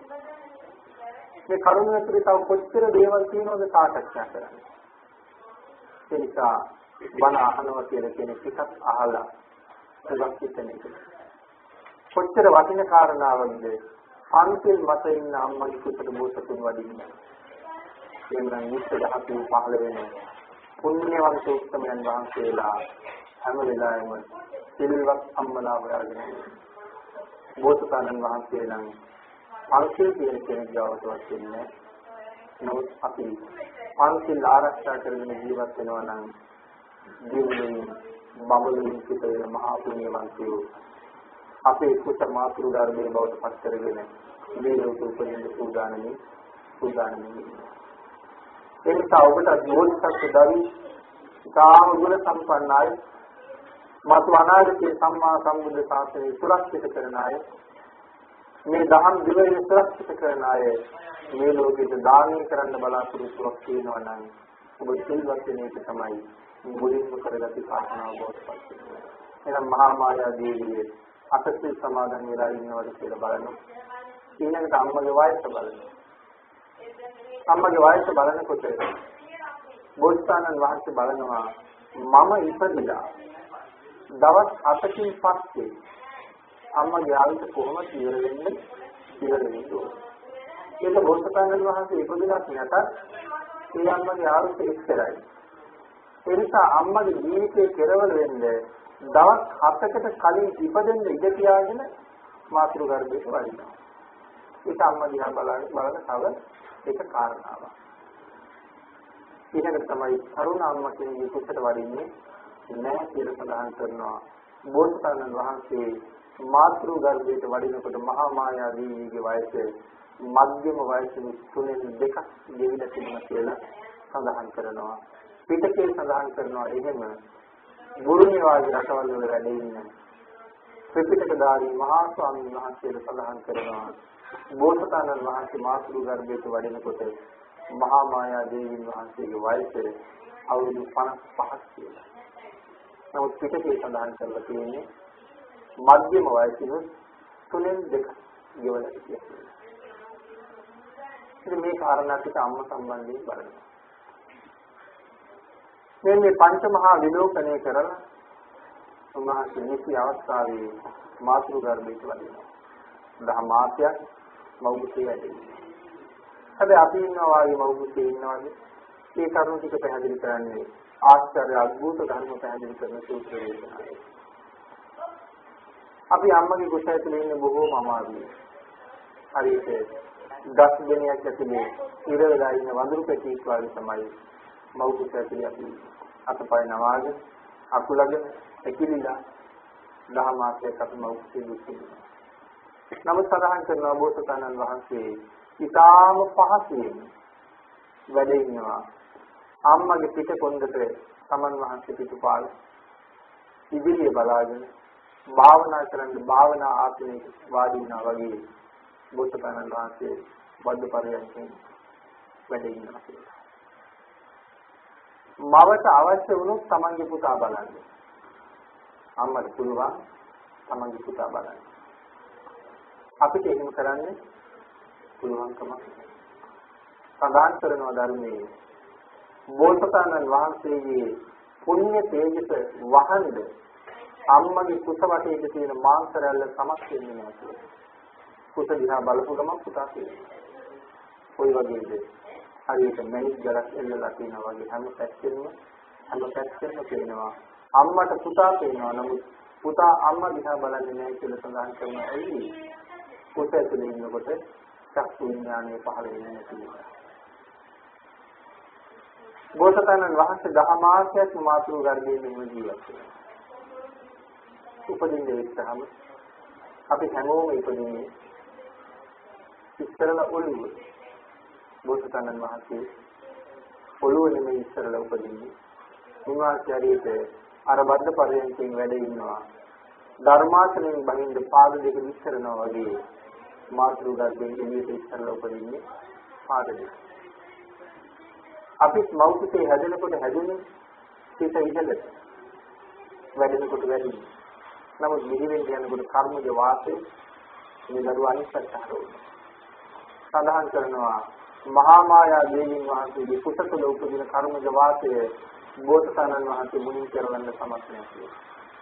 ඒ නිසා බෝසතාණන් වහන්සේ ධර්මාසනයෙන් බහින ධර්ම කටයුතු වලින් මාතෘ ගර්භයෙන් අපි උපදිනකොට නම් බොහෝම අපවිත්‍රයි. නමුත් කටි සලිය කොටල කිනිච්ච ඉන්ද්‍රජීවන මානසිකයක් වගේ තමයි උපදින්නේ. ඒකම අපිරිසිදු බවක් නැහැ. නමුත් ස්වභාව ධර්මයේ වෙනම කලකනවා. අහස් ගංගා දෙකක් තුන දිය ගඟ අනිත් ඇල්දිය ගඟ දෙපැත්තෙන් ගලාගෙන ඇවිල්ලා කුරුදිය රම්බාජිනේකට ඇල්දිය විදීබාජිනේකට එකතු වෙනවා. අම්මයි පුතයි පිළිසිදු කිරීම සඳහා. නමුත් පිළිසිදු කරන්න අපිරිසිදු වෙලා නෑ. ඒක ස්වභාව ධර්මයගේ සත්‍යය. ඉතින් මේ හැම අවස්ථාවකම අර නිමිති දෙක පහළ වෙනවා. බෝසතාණන් වහන්සේ මාතෘ ගර්භයට වඩිනවා එක්කම පස්පොළවල් 10000ක සතරවරන් දෙවිවරු 40000ක් උන්වහන්සේගේ ආරක්ෂාවට දිව්‍ය රූපවලින් එළියට. අපේ සත්වලේ සතරවරන් දෙවිවරු 4 දෙනා මහා මායා දේවිගේ කුටිය ඇතුළෙම මාතෘ ගර්භය ආරක්ෂා කරන්නේ. ඒකවල මේ කවුද? ආරක්ෂක දේවතාවෝ. අපි සිංගෙන්නේ ආරක්ෂක දෙවියෝ. මාගේ ආරක්ෂක දෙවියෝ. මාගේ මෞඛ්‍යංගේ ආරක්ෂක දෙවියෝ. මාගේ ඥාතීන්ගේ ආරක්ෂක දේවතාවෝ. මාරත් කරගත්තා වූ මේ අනුමෝදන් වේවා කියලා අපි සිංගෙනවා. එහෙම සිං දුන්නට අපිට ආරක්ෂක දෙවියෝ නැද්ද කියන ප්‍රශ්නෙට ඉස්සෙල්ලා උත්තරය හොයන්න ඕනේ සිංගෙන්නේ. කවුරුද ආරක්ෂක දෙවියෝ එකට දෙන්නේ? හොඳට සිල්ගුණ පුරණයි දාවත ආරක්ෂක දෙවියෝ. එයි ඒගොල්ලන්ගේ සමාජයේ මහත් යහපතක් සිදු වෙනවා. ඒ නිසා අපි හැමෝම ගාව ආරක්ෂක දෙවියෝ ඇති කියලා හිතන්න අවශ්‍ය නැහැ. ආරක්ෂක දෙවියෝ අපිව ආරක්ෂා කරන තැනට අපි පස් වෙනවා නම් උන්වහන්සේලා නිරන්තරයෙන් අපි ආරක්ෂා කරනවා කොහොමද? අම්මා කෙනෙක් දරුවෙක් බලා ගන්නවා වගේ ආරක්ෂාව තියෙනවා කියලා සඳහන් කරනවා. ඉතින් බෝසතාණන් වහන්සේලා ආරක්ෂක දෙවියෝ 40000ක් මහා ප්‍රතාපවත් සාමාන්‍යයි නෙමෙයි. ඔය සතර වරන් දෙවියන්ගෙන් එක්කෙනෙක් යටතේ පාලනය වෙන පිරිස ලක්ෂ කෝටියක් කියලා හඳුන්වනවා. ඒක ලක්ෂ කෝටි 4ක් පාලනය කරනවා මේ 4 දෙනා. නමුත් මේ 4 දෙනා බෝසතාණන් වහන්සේ ආරක්ෂාවට එනවා. එවන් 40000ක් තමයි ලක්ෂවල 10000ක අවියමෝරාගෙන සඳහන් කරනවා යම් කෙනෙක් මායා දේවීන් වහන්සේට දෙවියන්ගෙන් දාව කරදර කරන්න බෑ මායා දේවී කාටවත්. නමුත් ඊටාම භයානක ප්‍රේම තියෙන අමනුෂ්‍ය ප්‍රේම හිතින් පුළුවන්. ඒක ප්‍රේමයෙන් බයක් ඇති කරයිද කියලා විතර තමයි මේ ආරක්ෂාව තියෙන්නේ. එහෙම වෙන්නේ නැහැ නමුත් බෝසතාණන් වහන්සේ ඒකත් නිසා එහෙම වුණොත් මේ දෙවිවරු කඩුව පාවිච්චි කරන්නේ කියලා සඳහන් කරනවා. අතර දෙනා ගාම කඩුව වෙනවානේ. කඩුව පාවිච්චි කරන්නේ ඇහැරලා ඉන්න දිහා බලනවා විතරයි. ඒ තරම්ම නීතියටපත් වෙනවා කියලා සඳහන් කරනවා. ඒ යටතේ තමයි හුඟක්යි. ආනිසයි අපේ බුදුරජාණන් වහන්සේ ළඟට වෛ ශ්‍රවණ වීරාගයා විදුකුරු පව මුදුනට ඇවිල්ලා භාග්‍යවතුන් වහන්සේට ගඳලා අපේ සූත්‍රයක් දේශනා කළා. මොකද ආසනා බුදු පියාණන් වහන්සේ මේ ආසනාතිය දේශනා කරන්නේ වෛ ශ්‍රවණ වීරාගය. ආසනාතිය කොටස් දෙකක් අපි දැකිනවා පිළිස්සෙයි.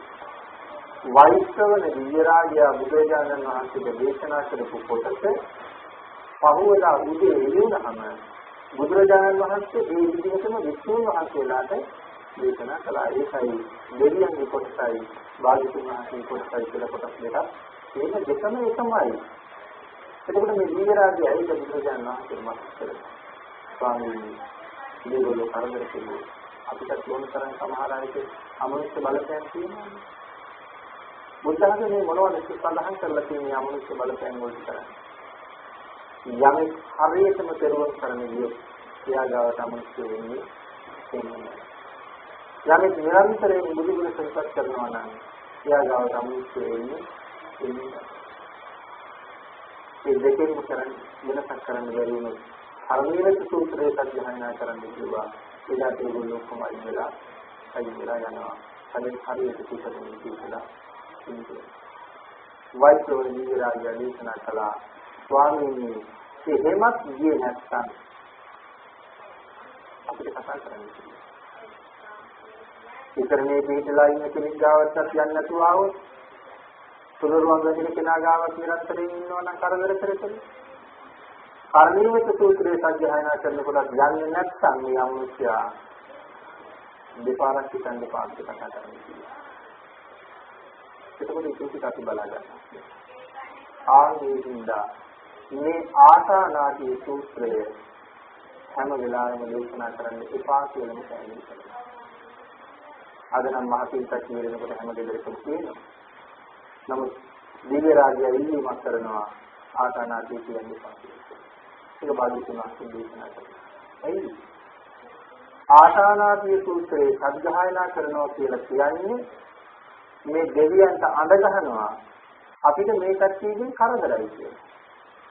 ඊ රාජ්‍ය කියලා කියන්නේ ගන්ධබ්බෝවා ගන්ධබ්බීවා ගන්ධබ්බ පෝතකෝවා ගන්ධබ්බ පෝතිකාවා යම් ගන්ධබ්බේකින් ගන්ධබ්බීකකින් ගන්ධබ්බ පැටියකින් ගන්ධබ්බ කුඩා පැටියෙකුකින් කරදරයක් තියෙනවා නම් අපිට කතා කරන්න.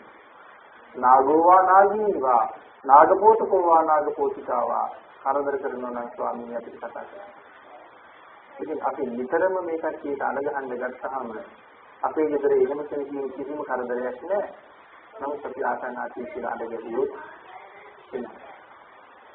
ඒilla බලහම් කරදරයක් නැහැ.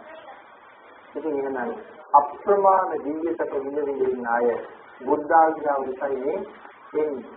ඉතින් ඒilla බලහම් කරදරයක් නැහැ. දිගින් දිගට එහෙම අඬ ගහන්න ගත්තොත් මොනවද වෙන්නේ? මම හිතන්නේ දැන් වෙනවා ඇති කියලා. හැමදාම කොටිල කනවා කියලා කෑ ගහනවා. ගිහිල්ලා බලහම ඉන්නේ කොටියක් නැහැ.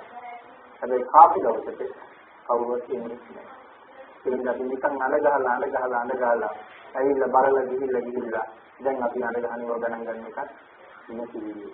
මේක යාතනාති දේශනා කරන්නේ ඒ පාස්කේ තියෙන ආර්ය සම්මහා බලවත් අදිස්වතාවත් මේ සතර වරන් දෙවියෝ. බෝසතාණන් වහන්සේ මාතෘකාවෙන් නිහින්නේ මහරහතන් වහන්සේලා 4 දිනක් අරගෙන යන රත්තරන් ගැලපෙට. මේ දරුවා පිළිගන්නේ මහරහතන් වහන්සේලා කරනවා. අද සමාජයේ තවත් දුර්මතයක් තියෙනවා බෝසතාණන් වහන්සේ නිහින කාලේ ලෝක ආර්යයන් වහන්සේලා වැඩ සිටිනවා. ඒ කාලේ ලෝක ආර්යයන් වහන්සේලා වැඩ සිටියා. කොහෙද සිටියේ? බ්‍රහ්ම ලෝකේ. අනුත්තර ලෝකේ කියන්නේ බ්‍රහ්ම ලෝකේ කියලා. ආන්නේ බ්‍රහ්ම ලෝකෙන් රහත් බ්‍රහ්ම රාජ්‍ය 4 දෙනෙක් තමයි පස්තරන් දැලක් කරගෙන. කාන්තාවක් දරුවෙක් බිහි කරන තැනට ඒ රහතන් වහන්සේලා ආවේ. විශේෂ ප්‍රශ්නයකට උත්තරයක් තියෙනවා. මහා මායා දේවීන් වහන්සේ කියලා කියන්නේ මේ ලෝකේ පහළ වෙච්ච ලක්ෂණම රූපේ තියෙන කාන්තාව. ඒ රූපේ වර්ණනා කරන්න කිසිම කෙනෙකුට පුළුවන්කමක් නැහැ තරම්ම ලක්ෂණ. ආන්දීන්ද තමයි නමක් දෙන්නේ මහා මායා කියලා. ආතවත් තේරුම් ගන්න බැරි රූපයක්. හැබැයිම ලෝකෙට මායාවක්. ඒකින්ද නම තිබ්බ මහා මායා කියලා. මේ තරම් සුන්දර කාන්තාවක් දරුවා දී කරන තැන පුතග්ජන කෙනෙක් සිටියෝ. ඒ පිළිබඳව රාගසිත උපදින්න පුළුවන්.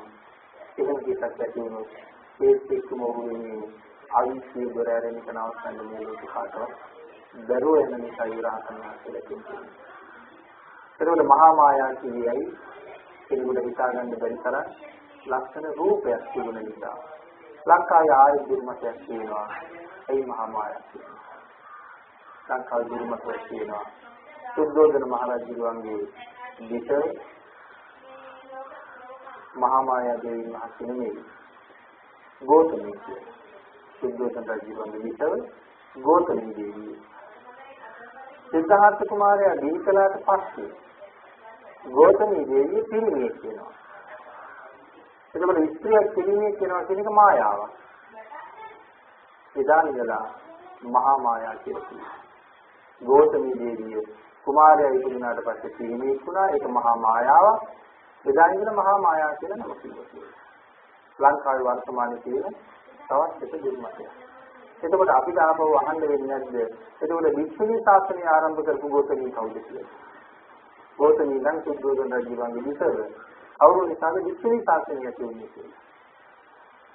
ඒ වගේම මම කිය ලංකාව හරි අවාසනාවන්ත දැනට මේ කාලේ තියෙනවා. එහෙනම් මහා මායා කියලා කියන්නේ කෙනෙකුට හිතා ගන්න බැරි ලක්ෂණ රූපයක් තිබුණ නිසා. මේ බ්‍රහ්ම රාජ්‍ය අතින් තමයි 4 වරන් දෙවියන්ගේ අතට කුමාරයා ලැබෙන්නේ. ඒගොල්ලෝ මංගල සම්මත අඳුන් දිවි සමසින් බාර ගන්නවා. උන්වහන්සේලා යටින් තමයි සාක්‍ය රජවරු අතට කුමාරයා ලැබෙන්නේ. සාක්‍ය රජවරු බෝසත් කුමාරයා ධවල වස්ත්‍රයෙන් බාර ගන්නවා. මේ පස්සේ තමයි මහ පොළොවට පයි කියන්නේ. ඒ වෙලාවේ තත්ත්වවල 10000ක් ආපහු නෙළුම් මල් වලින් මහ පොළොව වැහිලා තියෙන වැලියට යනකොට කෙන්දක්වත් තොපින් කරනවා. මේ මල් යායක් මතින් තමයි වැඩම කරන්නේ. අග්ගෝහමස් විලෝකස්ස, ගෙත්තෝහමස් විලෝකස්ස, කෙත්තෝහමස් විලෝකස්ස, අයමන්තිමා ජාති නක්තිදාන කෙනබ්බෝ. සිව් දිසාවම බැලුවා. දහස් ගණන් දිව්‍ය රාජ්‍ය, බ්‍රහ්ම රාජ්‍ය ගෝසා කරනවා. ඔබ වහන්සේට වඩා උසස් අය මේ ලෝකේ වෙන කොහෙද ස්වාමීනි? ඔබ වහන්සේමයි ලෝකෙට අග්‍රය. ඔබ වහන්සේට වඩා උසස් සබා ඔබ වහන්සේට සමාන කෙනෙක්වත් මේ ලෝකේ නැහැ. ඊට පස්සේ තමයි අර සිංහනාදේ කරන්නේ.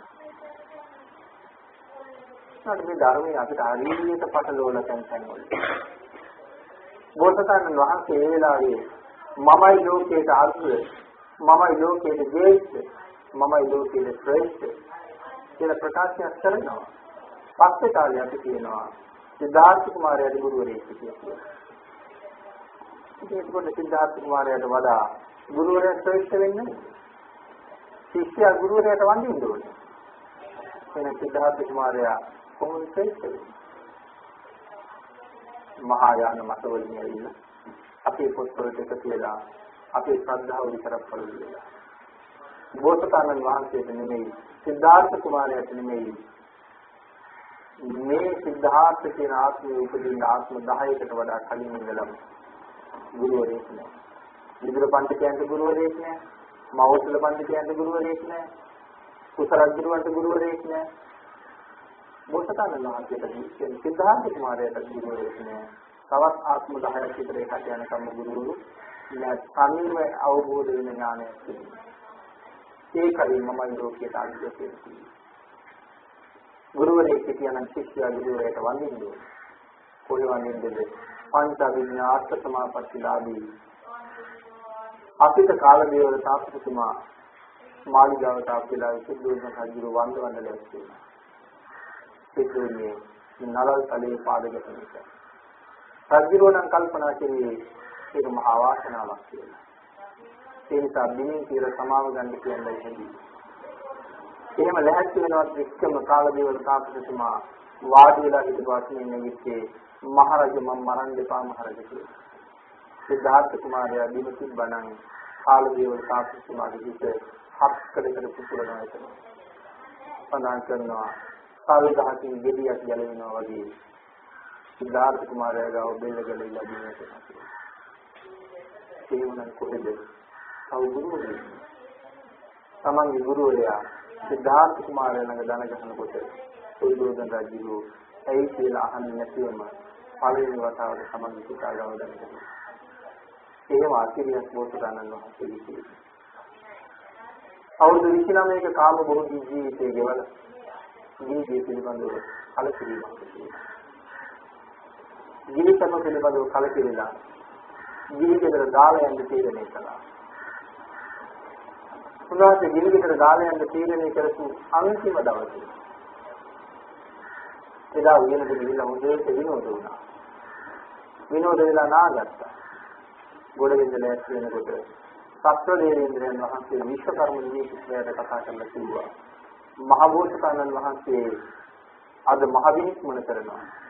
දිවිවත් අඳින අන්තිම දවස අද ගිහිල්ලා ඔබ ඇඳුම් අඳලා ඉන්න කියලා. වෙනද ඇඳුම් අඳන කපුවගේ විස්තරගෙන විශ්වකර්ම නිවේශකයා ඇවිල්ලා එදා කපු මහත්තයා යුවරජු වගේ ඇඳුම් අඳලා සැරසුවා. එදා විශ්වම් නිවේශකයා සත් දෙවිනි වගේ සරසන වෙනවා.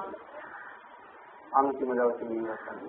සත්ව දේවේන්ද්‍රයාගේ ලීලාවෙන් මාළිගාවට යනකොට ඒ රුව අලංකාරයේ තේජස දරා ගන්න බැරි වෙච්ච ඉතාලෝකෙ විද්‍යුත්පත කිව්වා.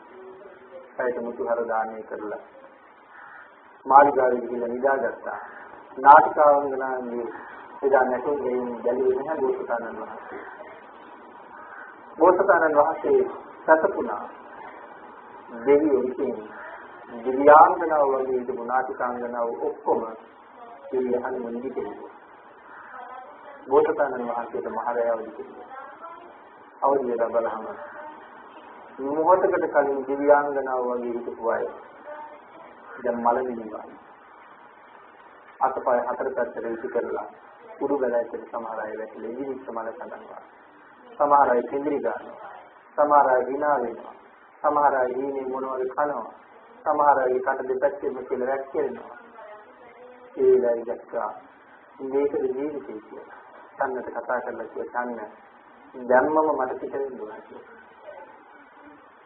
දැන් ආස්තේ ආතරත ආවරණ කට්ටියක් තරම් අත්ගාලනට යනකොට සුදු මුසුදු පාට අස්තේ මුලින්ම ඉතිහාස ගාන. සඳහන් කරනවා බෙල්ල ගාවින් වෙලා රුයන් 18ක් පිටපස්සට දීලා කියලා.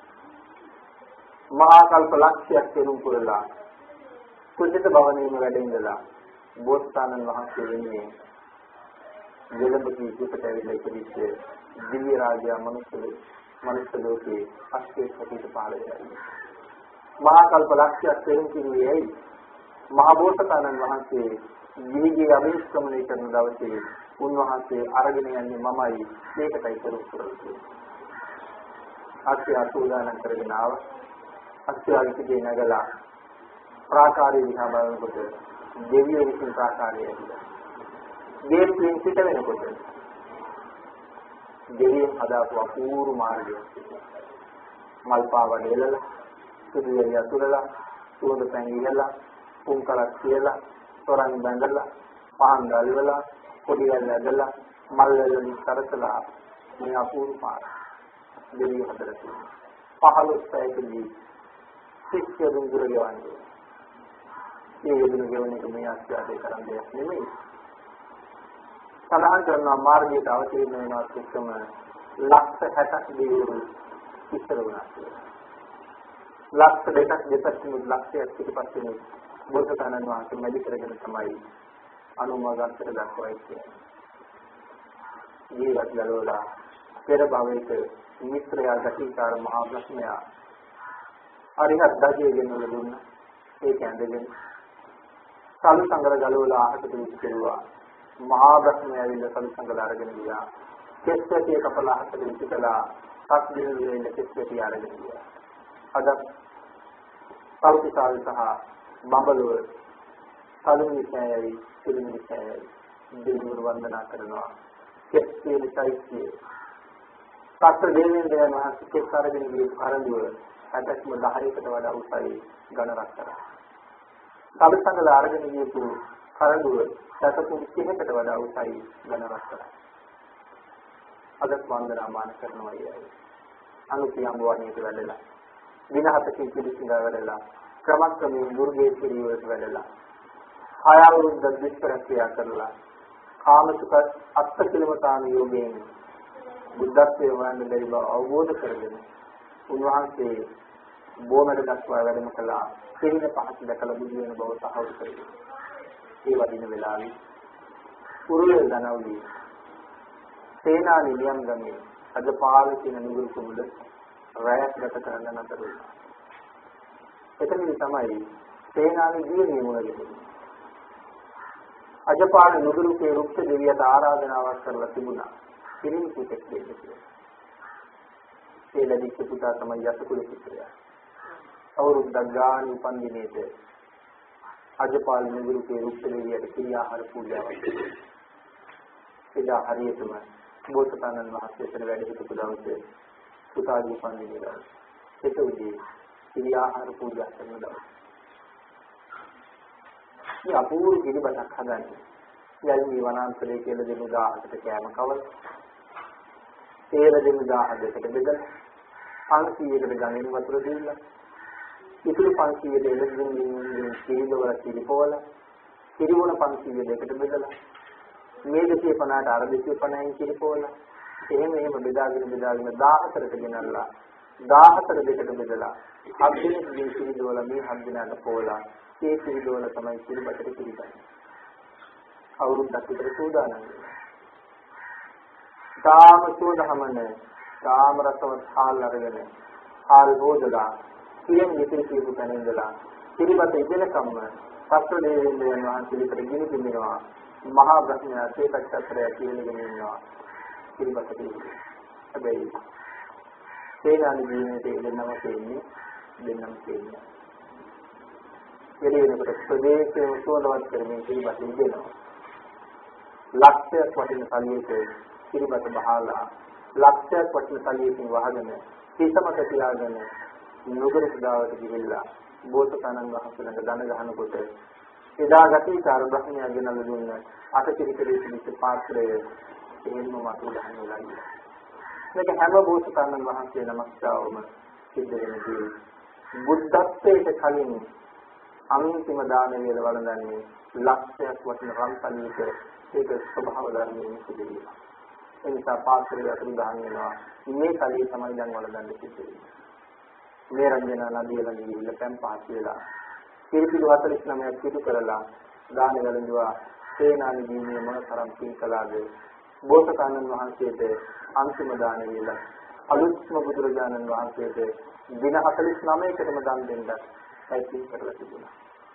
ඒ දින 49 වෙනුවෙන් තමයි පිරිපිඩු 49ක් පිටු කළේ.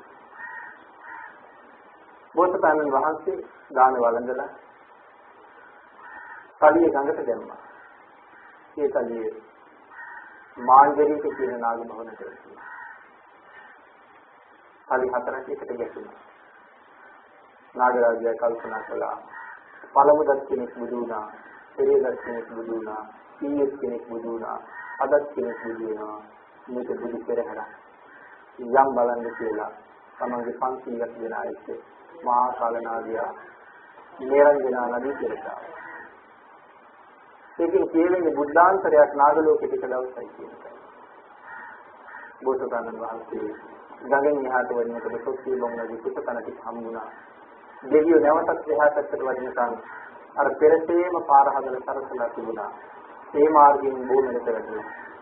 තුන් වතාවක් ප්‍රදක්ෂිනා කරලා බෝධි මූලයේ වාඩි වෙලා බෝසතාණන් වහන්සේ චතුරංග සමන්නාගිත වීර්ය අධිෂ්ඨාන කරනකොට දෙවිවරු කෝටි ගණන් බුදු වෙන අසිරිය බලන්න බෝසතාණන් වහන්සේ වට කළේ.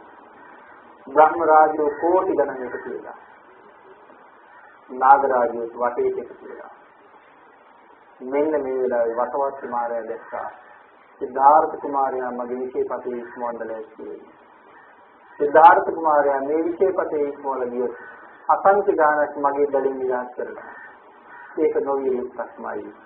ඒ නිසා යාවිතේ බුද්ධත්වයෙන් අතර කරන්නේ මාර දෙරය වාදනය කරනකොට කෝටි ගණන් මාරයෝ ආයුධරන් වෙලිලා.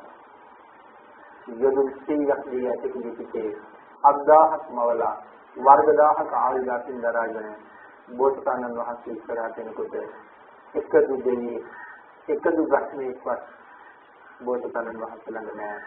මාරයට ඒ තරම් බයයි.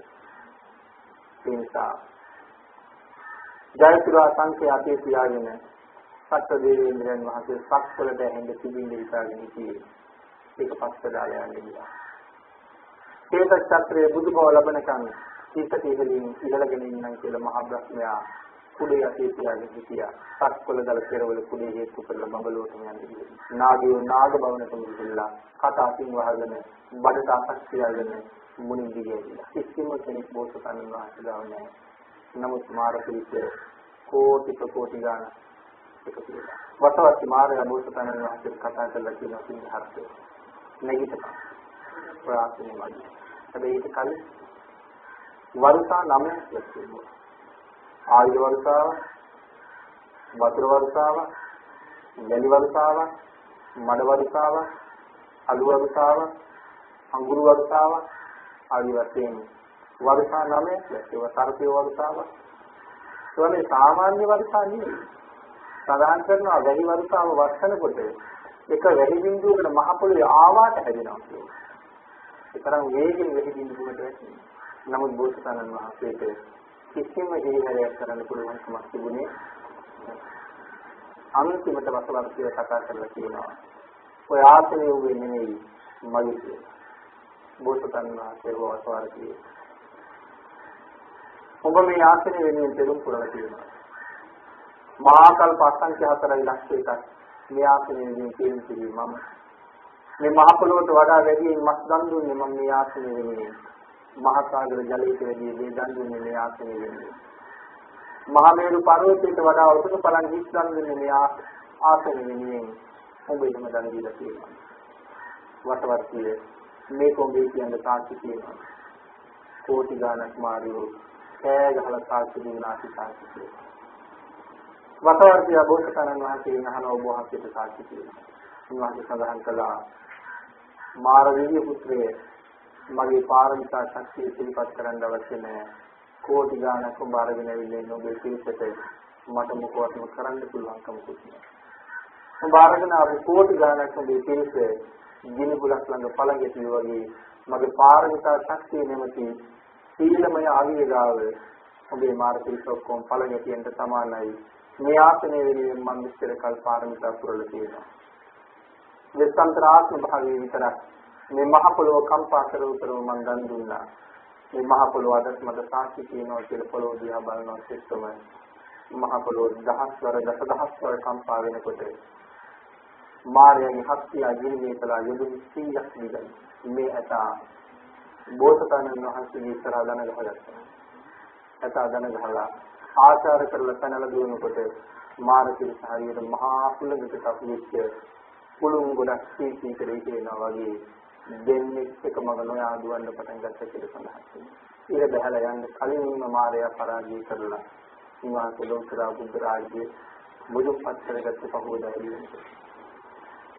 එහෙම බුද්ධත්වයේ ලැබලා ලෝක සත්‍යය දිනේ අසීමිත මෙහෙවරක් අසීමිත සේවාවක් අවුරුදු 45ක් තුළ අසංඛ්‍ය 24කට වඩා සත්ව සමුදායක් අති භයංකාර වූ සංසාර සාගරේ ඉතර කෙරෙනවා. සම්මා සම්බුද්ධත්වයේ ලබාපු ලෝතර බුදුරජාණන් වහන්සේගේ වටිනාකම ඒ අනන්ත බුද්ධ ගුණයන්ගේ තියෙන අතිරිය මෙච්චරයි මෙපමණයි කියලා සීමාවක් කරන්න පුළුවන් කමක් නැහැ. මොන තරම් ගුණ කදම්බයක් ලෝක සත්‍යයට මොන තරම්නම් අනුකම්පා කළාද. අපි අහලා තිබුණේ යම් කෙනෙක් සෝවාන් වුණේ නැත්නම් ඔහු අපායටමයි කියලා. සතර පායේ ගැලුණේ නැහැ කියලා. නමුත් භාග්‍යතුන් වහන්සේ ඒකට විරුද්ධව අපිට ආරක්ෂාවක් අපේලා දුන්නා. කවි අපේලා දුන්න ආරක්ෂාව. යම් කෙනෙකුට පුළුවන් නම් හරියටම බුදුන් සරණ යන්න ඔහු කවදාවත් නිරේත යන්නේ. යේකේති බුද්ධං සරණං ගතාසේ නතේ ගමිස්සන්ති අපාය භූමි. යම් බුදුන් සරණ ගියා නම් ඔහු කවදාවත් අපාය කියන්නේ පහාය මානු සංදේශ මනුෂ්‍ය කයෙන් ප්‍රාණවායු ඉක්ම යන වාසනාවගේ දේව කායන් පරිපූර්ණ සම්පති ඔහු සම්පූර්ණ කරන්නේ දෙව්කින්සයි අවශ්‍ය බුදුන් සරණ යමයි. හරියටම භාග්‍යතුන් වහන්සේ සරණ යන්නේ සැකනතු බුදුන් සරණ යනවා. ඒකයි සරණ යනවා කියන්නේ සැකනතු වෙන්නේ. නමුත් බොහෝ දෙනාට බුද්ධත්වයේ සැකයි. සාමාන්‍යයෙන් ඉන්නකොට ඇහුවොත් බුදුරජාණන් වහන්සේ සැකද කියලා නැහැ කියනවා. කරුණු දක්වලා ඇහුවොත් මෙව්වත් පුළුවන් කියලා ඇහුවොත් ඒක පිළිගන්නේ බැරුව යනවා. ඒ තරම් ගුණ කඩන්ද. කායික ශක්තිය මිනිස්සු කෝටි 10000ක ශක්තිය. සාමාන්‍ය කෙනෙකුට කිව්වොත් පිළිගන්න පුළුවන්. බුදුරජාණන් වහන්සේගේ මිනිස්සු කෝටි 10000ක ශක්තිය තිබුණා කියලා. ආංශකමත් විදිහට භාග්‍යතුන් වහන්සේගේ ඥාන ශක්තිය අනන්ත සත්වල අනන්ත ජීවීන් කොච්චර ඉන්නවද? අනන්ත සත්වල අනන්ත ජීවීන් මේ සත්වලින් විතර කොච්චර ඉන්නවද කියලා හිතන්නත් බැහැ. මේ අපේ ප්‍රදේශයේ අපේ රටේ අපේ සත්වවල තියෙන මේ අපි ඉන්දියන් සාගරය කියලා හඳුන්වන මේ සාගරයේ ඉන්න ජීවීන් ප්‍රමාණය අපි හිතා ගන්නත් බැහැ. ගමක තියෙන වතුර වල තියෙන ජීවීන් හිතා ගන්නත් බැරි අපිට වැසිකිලි වල ඉන්න පණුව ගණන් හිතා ගන්නත් බැහැ. ඒ තරම් ලෝක සත්‍යය. ඒකවල අනන්ත සත්වල අනන්ත ජීවීන් කියනවා. කවුරු හරි වුණොත් ස්වාමීනි මේ අනන්ත සත්වල ඉන්න ජීවීන්ගේ මේ වෙලාවේ මොනවද හිතන්නේ කියලා ඇහුවොත් එක එක්කෙනා මේ සත්වයේ හිතේ මොනවද කියලා කියන්න පුළුවන් හැකියාවක් බෝසතාණන් වහන්සේ සතුටු වෙනවා. බුදුරජාණන් වහන්සේ සතුටු වෙනවා. ඒ තරම්ම ඥාන ශක්තිය අපිට හිතා ගන්න පුළුවන් මේ ඥාන ශක්තිය තිබුණාද කියලා. ආංශකමත් වෙනවා. ආංගික මුරුදු සරණ යන්න බැහැ. බුද්ධ රාජ්‍ය සත්වලවල් කොච්චරද? බුද්ධ රාජ්‍ය කියන සත්වලවල් කෝටි ලක්ෂයක්. බුද්ධ රාජ්‍යය ඇතුලේ ඉරවල් කෝටි ලක්ෂයක් පායනවා. හඳවල් කෝටි ලක්ෂයක් පායනවා. ලෝක සත්‍යයෙන් මේ තරම් අනුකම්පා කරලා ලෝකයන් සතරින් සුවපත් කළා. මොන තරම් මේ ගුණ කලම් මේ ශ්‍රේෂ්ඨද අපේ කෙනෙකුට මාස්කද එක බමුණෙක් තෝරෙන්නේ කියලා. බුදුරජාණන් වහන්සේ බැන්නේ. ආතිනෝනේ තෝරෙන්නේ.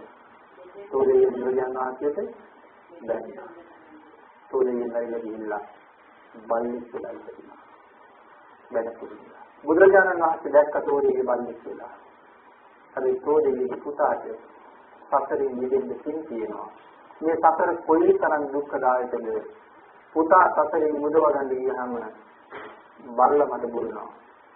බුරන තෝරන්නේ. හරි. බුදුරජාණන් වහන්සේට බල්ලෙක් දිරුවනම් ඒ බුරාපු බල්ලා ඉපදිලා කියන්නේ මොන තරම් ගුණ කලබද. නමුත් බල්ලා ඉස්සිත යනවට වඩා මේ සතරින් මුදවන්න කියන එක වඩා වටින හින්දා භාග්‍යතුන් වහන්සේ සෝමානෝකේ හොයාගෙන සුබදුදෙන්නේ. ඒ වෙලාව තමයි තුනකියදී. මාගන්ගේ බමුණට දෙන්නේ සතරින් මිදෙන්න තින් කියනවා. අම්මයි තාත්තයි සතරින් මුදවනකොට දුව නිවේ යන බව භාග්‍යතුන් වහන්සේ දන්නවා. දුව භාග්‍යතුන් වහන්සේ දැනනවා. අම්මයි තාත්තයි බණහලා මාර්ගඵල ලැබුණා. නමුත් අයගේ කියනවා කියලා නිස්සබ්ද වුණා නම් අර දෙන්නට කෙරේ කියන්න වෙනවා. ඒ නිසා එක්කෙනෙක් සල්පතේ මුදෝන කීට වඩා ශ්‍රේෂ්ඨ බව භාග්‍යතුන් වහන්සේ දන්නවා. එහෙනම් එදා විතරද බුදුරජාණන් වහන්සේ විරුද්ධව වචනයක් කතා කරුවොත් මේ කියන්නේ මේ ආදර්ශයෙන් මම තමයි. ඒකට බුදුරජාණන් වහන්සේට කරුණාවක් නැද්ද? උන්වහන්සේට ගණිත මිනිස්සු නිරේතයන් නවත්තන්න. භාග්‍යතුන් වහන්සේගේ කරුණාව එදා වගේ නෙවෙයි කිසිමයි. නමුත් මේ මහා ගුණ කදම්බේට යමෙක් චෝදනා කළා නම් ඒ පුද්ගලයාට දඬුවම් කරන එක මේ ස්වභාව ධර්මයක් අතු වෙලා. ඒක භාග්‍යතුන් වහන්සේ නෑ. ඒක ස්වභාව ධර්මයක් නේද? ඒ තරම්ම ගුණවත් බුදුරජාණන් වහන්සේ තෝලෙන්නේ කියලා කියන්නේ එදා රාජ්‍යවන්ගේ ආර්ථික විශේෂඥ. එදා රටේ හිටපු රාජ්‍යවන්ට ආර්ථික සංවර්ධනය පිළිබඳව උපදෙස් දෙන ආර්ථික විශේෂඥ. නමුත් භාග්‍යතුන් වහන්සේට දෙස් කියලා අයිති. එහෙනම් අපේ උගත්කම් අපේ තරහින් වටින්නේ නැහැ. සම්මා සම්බුද්ධ කියන්නේ මොන තරම් ගුණ කදම්ද. එතකොට එදා හිටපු ජීවමාන භාග්‍යතුන් වහන්සේට අද පූජා පවත්වන්න බැරි වෙයිද අපිට? ඒ කාරණාව සාකච්ඡා කළාට ඉවර නැති නිසා මම මේ කාරණාව පිටි කරගත්තා. එදා ජීවමාන බුදුරජාණන් වහන්සේට උපහාරයක් පවත්වලා යම් කෙනෙක් අප්‍රමාණ කුසල් රැස් කරගත්තද ඒ තරම් කින් අද රැස් කරන්න බැරි දෙයක කොට. අද එදිනෙම කින් කරන්න පුළුවන්. ඒ විදිහටම බුදුරජාණන් වහන්සේ දෙසා අදත් පූජාවල් පවත්වලා අප්‍රමාණ කුසල් රැස් කරන්න පුළුවන් හේතුව බුදුරජාණන් වහන්සේ තාම පිළිගම් පාලනය කළා. කවුද මේ දේශනා කළේ?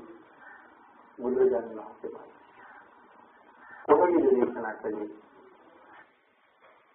අපරිවර්තක මහණෙනි ඔබලාට පෙරවදන් දේශනා කළේ ඔබේ ශාස්ත්‍රඥ වහන්සේ අතීතයට ගියා කියලා කල්පනා නොකළේ. එහෙමම දේශනා කළා. බුදුරජාණන්ගේ පරිනිර්වාණ තුනක් තියෙනවා. ක්ලේශ පරිනිර්වාණය, ගයාවේ බෝධි මූල්‍ය, ස්කන්ධ පරිනිර්වාණය, උපවර්තන කල්ලේ, ධාතු පරිනිර්වාණය අනාගතයේ දවසක සිද්ධ වෙනවා. හැබැයි කවද්ද කියලා අපිට කියන්නේ. මේ ලෝකෙ ගැන කතා කරනකොට අපිට වැටහුනේ නැත්නම් අපි ලංකාව ගැන සිහිපත් කරුවොත් මේ ලංකාවේ නුදුරු අනාගතයේ දවසක් වෙනවා. එකම පුද්ගලයෙක්වත් ජීවමානව බුදුරජාණන් වහන්සේට වඳින්න නැති දවසක්. මේ රටේ එහෙම දවසක් අනාගතයේ එනවමයි. අද අපි මෙතන පූජා කරලා අන්න එදාට මේ රටේ වැඩ ඉන්න සියලුම ධාතුන් වහන්සේලා මේ රටින් වැඩම කිරීම ආරම්භ කරනවා. මහපැය ළඟට වැඩ නාගලිකේ රාජායතන චෛත්‍යගාවට වැඩලා එතනින් ගයාවේ බෝධි මූලයේ ධාතුන් වහන්සේ වඩිනවා. එදාට විශ්ව ධාතුවේ කෝටි ලක්ෂයක් සත්වල ධාතුන් වහන්සේලා සියලු දෙනා වහන්සේම ඒ බෝධි මූලයේ වඩිනවා. එතනදී ධාතු පරිනිර්වාණය සිද්ධ වෙනවා. ඒක කවදද වෙයිද දන්නේ නැහැ. එදාටයි භාග්‍යතුන් වහන්සේ පිරිනමන පාන දවස. භාග්‍යතුන් වහන්සේ පිරිනමන පාලා. මම සඳහන් කළා කෝටි ලක්ෂයක් බුද්ධ ආඥාව කියලා. බුද්ධ රාජ්‍යයේ කාලත්තේ සක්වලවල් කෝටි ලක්ෂයක්. මේ සක්වලවල් කෝටි ලක්ෂයේ අගනුවර මොකද කියලා කිව්වොත් සක්වලවල් කෝටි ලක්ෂයක් දැවැන්ත රාජ්‍යයේ අගනුවර මොකක්ද කියලා ඇහුවොත් අපේ පිළිතුර හිතනවාද කොහෙද ඉන්නේ කියලා. මගේ මතේ නම් සැකනේ මේ අගනුවරට කියන්නේ ලංකාව කියලා. අපිට ලැබිච්ච බුදුරජාණන් වහන්සේගේ කරුණාව මේ කෝටි ලක්ෂයක් සක්වලේ වෙන කාටවත් හම්බ වෙලා නැහැ. ඒකයි කියන්නේ. එහෙනම් මේ ලංකාවේ ඉපදෙන අය මොනතරම් වාසනාවන්තද? භාග්‍යවතුන් වහන්සේගේ පරිනිර්වාණයෙන් පස්සේ මම සඳහන් කළානේ තාම තේරුම් ගන්න. අපි ආනන්ද ස්වාමීන් වහන්සේ විශේෂ දවසක් ආදාහන පූජාව. 7 දවසක් සීලයේ පුෂ්ප උපහාර දක්වනවා. 7 දවසක් සීලයේ දැරෙනවා. 7 දවසක් ධාතුන් වහන්සේලාට එතනම පූජා පවත්වනවා. මේ දවස් 21යි කියන්නේ ආදාහන පූජාව. ආදාහන පූජාවෙන් පස්සේ ආනන්ද ස්වාමීන් වහන්සේ බුදුරජාණන් වහන්සේගේ පාත්‍ර ධාතුවයි අපේක සිවුරයි අතින් ගත්තා. මගේ බුදුරජාණන් වහන්සේ වෙනද වගේම මගේ ඉස්සරහින් වඩිනවා. මම භාග්‍යවතුන් වහන්සේගේ උපස්ථායක අදත් භාග්‍යවතුන් වහන්සේ පිටිපස්සෙන් මම වඩිනවා. ඒ හැඟීමෙන් සරත් නුවර යම් තැනකදී ආනන්ද ස්වාමීන් වහන්සේ සරත් නුවර බලා පිටත් වුණා. වටපිට බැලුවේ නෑ බුදුරජාණන් වහන්සේ ඉස්සරහින්. නමුත් ආනන්ද ස්වාමීන් වහන්සේගේ පිටිපස්සෙන් සරත් නුවරට යනකොට දාස් ගානක් විශ්වුන් වහන්සේල කෙනෙක්. සරත් නුවරට ඇතුල් වෙනකොටම සරත් නුවර මිනිස්සු කෝටි ගණන් සරත් නුවර කෝටි ගණන් ජීවත් වුණා. කෝටි ගණන් මිනිස්සු එක දිගට මහ පුදුම කෝලාහලය හැමෝම අඬනවා. අඬ ආනන්ද ස්වාමීන් වහන්සේ වට කරගෙන ආනන්ද හාමුදුරන්ගෙන් අහනවා ස්වාමීනි පෙර ඔබ වහන්සේ අපේ බුදුරජාණන් වහන්සේ පෙරටු කරගෙනම වැඩියා. නමුත් අද අපේ බුදුහාමුදුරුවෝ කොහෙ කියලා දුබ හරිම වඩින්නේ කියලා මිනිස්සු අඬනවා. භාග්‍යවතුන් වහන්සේගෙන් ඉගෙන ගත්ත ධර්මයේ අනිත්‍ය ප්‍රතිසංයුක්තය පිළිපද කරලා මිනිස්සුන්ට දේශනා කරලා මිනිස්සුන්ගේ හිත හදලා කියලා ආනන්ද ස්වාමීන් වහන්සේ ජේතවනාරාම සුගන්ධ කුටිය ගාවට ගිහිල්ලා සුගන්ධ කුටියට දන ගහලා වැන්දා. බුදුරජාණන් වහන්සේ ඇතුළේ ඉන්නවද? නැහැ. ඒ වුණාට දන ගහලා වැන්දා. දන ගහලා වැදලා දොර ඇරියා. දොර ඇරලා ඇතුලේ තියෙන අරවිත් මල් බුදුරජාණන් වහන්සේ අනුන්තුමට මේ කුටිය වැඩි හිටපු දවසේ මේ පූජා කරලා පරවිත් මල් ඔක්කොම අයින්කේවා. එදම් පුතු ආදී භාග්‍යවතුන් වහන්සේ පාවිච්චි කරපු සියලුම උපකරණ ගිහිල්ලා එළියෙන් තිබ්බා. එළියෙන් කියලා ඔක්කොම දුවලි කිච්චා. ඇතුලේ මකුලද ඔක්කොම කියලා දැම්මා. සුගන්ධ කුටිය හොඳට පිළිච්චි කෙරුවා. අර සියල්ල දැන්පත් කෙරුවා. බුද්ධාත්ම වූ අතිරේක සීලරි පාත්‍රයෙන් දැන්පත් කෙරුවා. වෙනද වගේම ආනන්ද ස්වාමීන් වහන්සේ බුදුරජාණන් වහන්සේට උදේට උණුපැන් පූජා කරන වෙලාවට පැන් ටික හදාගෙන ඇවිල්ලා දැහක් ටික ගෙනල්ලා තියලා මේ සියල්ලම සම්පූර්ණ කරලා ඇවිල්ලා දොර ගාව දන ගහලා වැඳලා අහනවා ස්වාමීන් වහන්සේ මේක මොදෝනා වෙලාව නෙමෙයිද? එහෙම අහලා යනවා. පින්ද පාදේ වඩින වෙලාවට ආපහු වෙනවා ස්වාමීන් දැන් පිළිසිඟා වඩින වෙලාව නෙමෙයිද? ස්වාමීන් දැන් භික්ෂූන්ට අනුශාසනා කරන වෙලාව නෙමෙයිද? ස්වාමීන් දැන් මිනිස්සුන්ට බණ කියන වෙලාව නෙමෙයිද? ස්වාමීන් මේක භික්ෂූන්ට ධර්ම දේශනා කරන වෙලාව නෙමෙයිද? ස්වාමීන් දැන් දෙවියන්ට බණ කියන වෙලාව නෙමෙයිද? ආන්දර දෙක විතර පහුනහම නැවත සුගන්ධ කුටිය ගාවට ගිහින් දන ගහලා වැඳලා කියනවා ස්වාමීන් දැන් ටිකක් භාග්‍යවතුන් වහන්සේ විවේක ගන්න වෙලාව නෙමෙයිද? ආය පාන්දර 4:00 විතර වෙනකොට සුළුසන් අරගෙන ඉල්ල කතා කරනවා ස්වාමීනි මේක මොනෝනා වෙලාව නෙමෙයිද? එහෙනම් රහස් වෙලා කිරිනවම් පාන කම්ම මේ උපස්ථානයේ බුදුරජාණන් වහන්සේට ආනන්ද ස්වාමීන් වහන්සේ කෙරුවේ තාම භාග්‍යවතුන් වහන්සේ කිරිනවම් කැලේ නැහැ. නමුත් එදා බෙදලා දුන්න ධාතුන් වහන්සේලා ටික මහා කාශ්‍යප මහ රහතන් වහන්සේ ආය ඔක්කොම එකතු කළා. ධාතුන් වහන්සේලා බෙදලා දුන්නානේ. ආදාහන පූජාවෙන් පස්සේ නැවත එකතු කෙරුවා රහතන් වහන්සේ. ඒ වගේ මංගල මහතය වැඩින්නේ භාග්‍යවතුන් වහන්සේ ලෝකයට දානය කළ විශාලතම ධාතුන් වහන්සේ. ඒ විශාලතම සර්වඥ ධාතුන් වහන්සේ තමයි භාග්‍යවතුන් වහන්සේගේ නරන්තන්. ඒ ධාතුන් වහන්සේ ලැබුණේ මල්ල කියන රජදරුවා. මහා කාශ්‍යප මහ රහතන් වහන්සේ අධිෂ්ඨාන කරලා බැලුවා බුදුරජාණන් වහන්සේ ජීවමානව වැඩ ඉන්න වෙලාවේ භාග්‍යවතුන් වහන්සේගේ අධිෂ්ඨානයක් තියෙනවා මේ ලලාට ධාතුන් වහන්සේ ලංකාදීපයට ලැබෙන්න ඕන කියලා. එහෙනම් ලලාට ධාතුන් වහන්සේ කාගේ ධාතුන් වහන්සේලා කොටසටද අයිති වෙලා තියෙන්නේ? මල්ල රජවරුන් කොටස. මහා කාශ්‍යප මහ රහතන් වහන්සේ මල්ල රජවරු හොයාගෙන වැඩලා කීවා රජවරුනි භාග්‍යවතුන් වහන්සේගේ මෙන්න මේ මාර්ගණාවක් තියෙනවා. ලලාට ධාතුන් වහන්සේ ඔබලාගේ ධාතුන් වහන්සේලා අතරයි වැඩ ඉන්නේ. ඒ ධාතුන් වහන්සේ ලංකාවට ලැබෙන්න ඕනේ. ඒ ධාතුන් වහන්සේ මට දෙන්න. මහා කාශ්‍යප මහ රහතන් වහන්සේ ධාතුන් වහන්සේ ඉල්ලගත්තා. අරගෙන ඇවිල්ලා උන්වහන්සේගේ ශිෂ්‍ය පරම්පරාවට බාර කළා. යම් දවසක මේ ධාතුන් වහන්සේ ලංකාවට වැඩම වන්න දවසක් එන තුරු ආරක්ෂා කරනවා. ධාතුන් වහන්සේලා ටික එක තැනක තියාගෙන මහා කාශ්‍යප මහ රහතන් වහන්සේ පූජා කරනවා. අවුරුදු 7ක්ම බුද්ධ පූජා කළා. අවුරුදු 7ක්ම ජීවමාන බුදුරජාණන් වහන්සේ උපස්ථාන කළා. 7 අවුරුද්දකට පස්සේ සක්‍ර දේවීන්ද්‍රයන් වහන්සේ ඇවිල්ලා කියනවා ස්වාමීනි ධාතුන් වහන්සේලා තැන්පත් කරමු. මිත්‍යා දෘෂ්ටිකෝ 7 අවුරුද්දක්ම අවිචිත ගියා කියලා. එයි ධාතුන් වහන්සේට පූජා පවත්වනකොට සමහර අය බැන්නා. ආන්නේ බැනපු ඔක්කොම අවිචිත වුණා. සත්‍යයෙන් බැලුවා. දිගින් දිගටම අවිචිත යන පිළිස වැඩි. ඒක තැන්පත් කරමු කියලා. ඊට පස්සේ ධාතුන් වහන්සේලා ටික මහ පොළොව යට මාළිගාවක් හදලා තැන්පත් කළා. තැන්පත් කරලා ඒ උඩින් සයිකල් හදුවා. එතකොට ධාතුන් වහන්සේලා වැඩි ඉන්නේ කොහෙද කියලා හොයන්න බැහැ. ඒ සයිකල් තමයි දඹදිවට ගියහම අපි අද නටකුන් දකින්නවා වාල් කන්ටක සයිකල් කියලා. ඒ තනිකරම කළුගල් සෑයක් හදන්නේ. නමුත් ධර්මාශෝක රජු 84000 කේතර විහාර හදලා ධාතුන් වහන්සේලා හොයනවා හැම තැනම හොයනවා හම්බුන්නේ නැහැ. එක ස්වාමීන් වහන්සේ නමක් කියනවා මගේ ගුරුවරයා හැමදාම තැනකට වඳිනවා එතන ධාතුන් වහන්සේලා ඇති. ගිහිල්ලා මේ කළුගල් සයිකල් හදලා හොයලා බැලුවා මේ සයිකල් ධාතුන් වහන්සේලා නැහැ. නමුත් අර ස්වාමීන් වහන්සේ කියනවා මෙතන ධාතුන් වහන්සේලා වැඩ ඉන්න ඕනේ කියලා. සම්පූර්ණයෙන්ම සයිකල් වල අයින් කරලා පොළොවට හැරුවා. ආරම්භ හම්බුණා දොර. ඒ දොර වහලා තියෙනවා අරින්න බෑ. ඒ දොර ප්‍රහේලිකාවක් හැටියට වහලා තියෙනවා.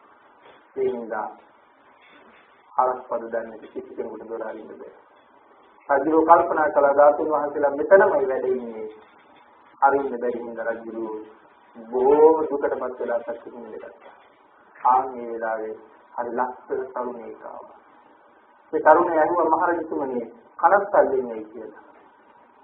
ධාතුන් වහන්සේලා හොයනවා මෙතන දොරක් හම්බුණා.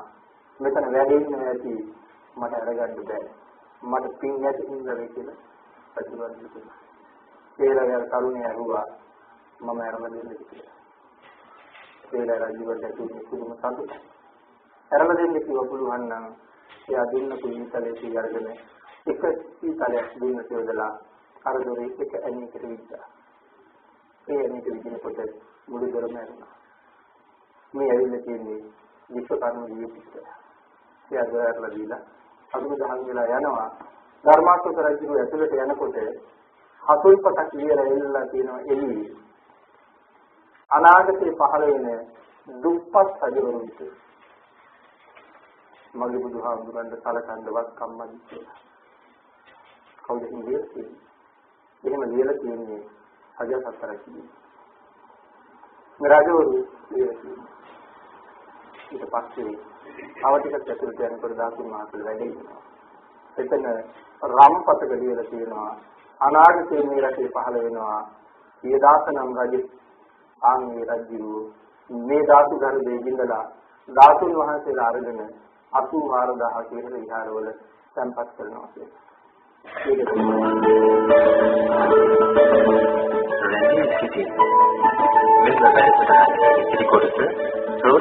දාන පාරමී, දාන උපපාරමී, දාන පරමත්ත පාරමී, සීල පාරමී, සීල උපපාරමී, සීල පරමත්ත පාරමී, නෛෂ්ක්‍රම්‍ය පාරමී, නෛෂ්ක්‍රම්‍ය උපපාරමී, නෛෂ්ක්‍රම්‍ය පරමත්ත පාරමී ආදී වශයෙන් පාරමිතා 10ක් 30 ආකාරයකින් සම්පූර්ණ කරන්න ඕනේ.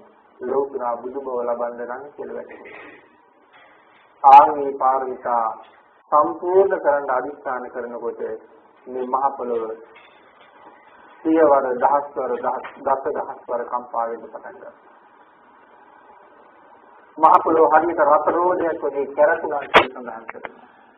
රාමගම්බුවර වාසී රාමගාමී කළ විශ්දාතු මහත්මයෙක් කියන්නේ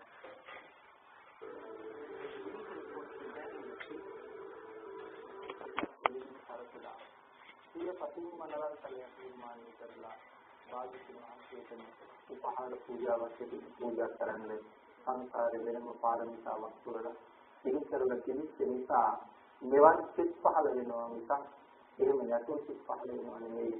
ඒක පුරුදු නිසා සිත් පහළ වෙනවා. ඒ නිසා කරගත්ත මේ කුසලස්කන්ධය මෙච්චරයි මෙපමණයි කියලා සීමාවක් දක්වන්න නැහැ. ඒකේ ආනිසංසයේ සීමාව විස්තරයි කියලා කියලා නිමා කරන්න පුළුවන් සමුකුත් නැති මහා ශ්‍රේෂ්ඨකමක් තමයි මේ සිදු කරගන්නේ. මනාව වූ ශ්‍රද්ධාවක් තියෙනවා. කරුණ ජීවිතයක් තියෙනවා. නිර්මල බුදුදහම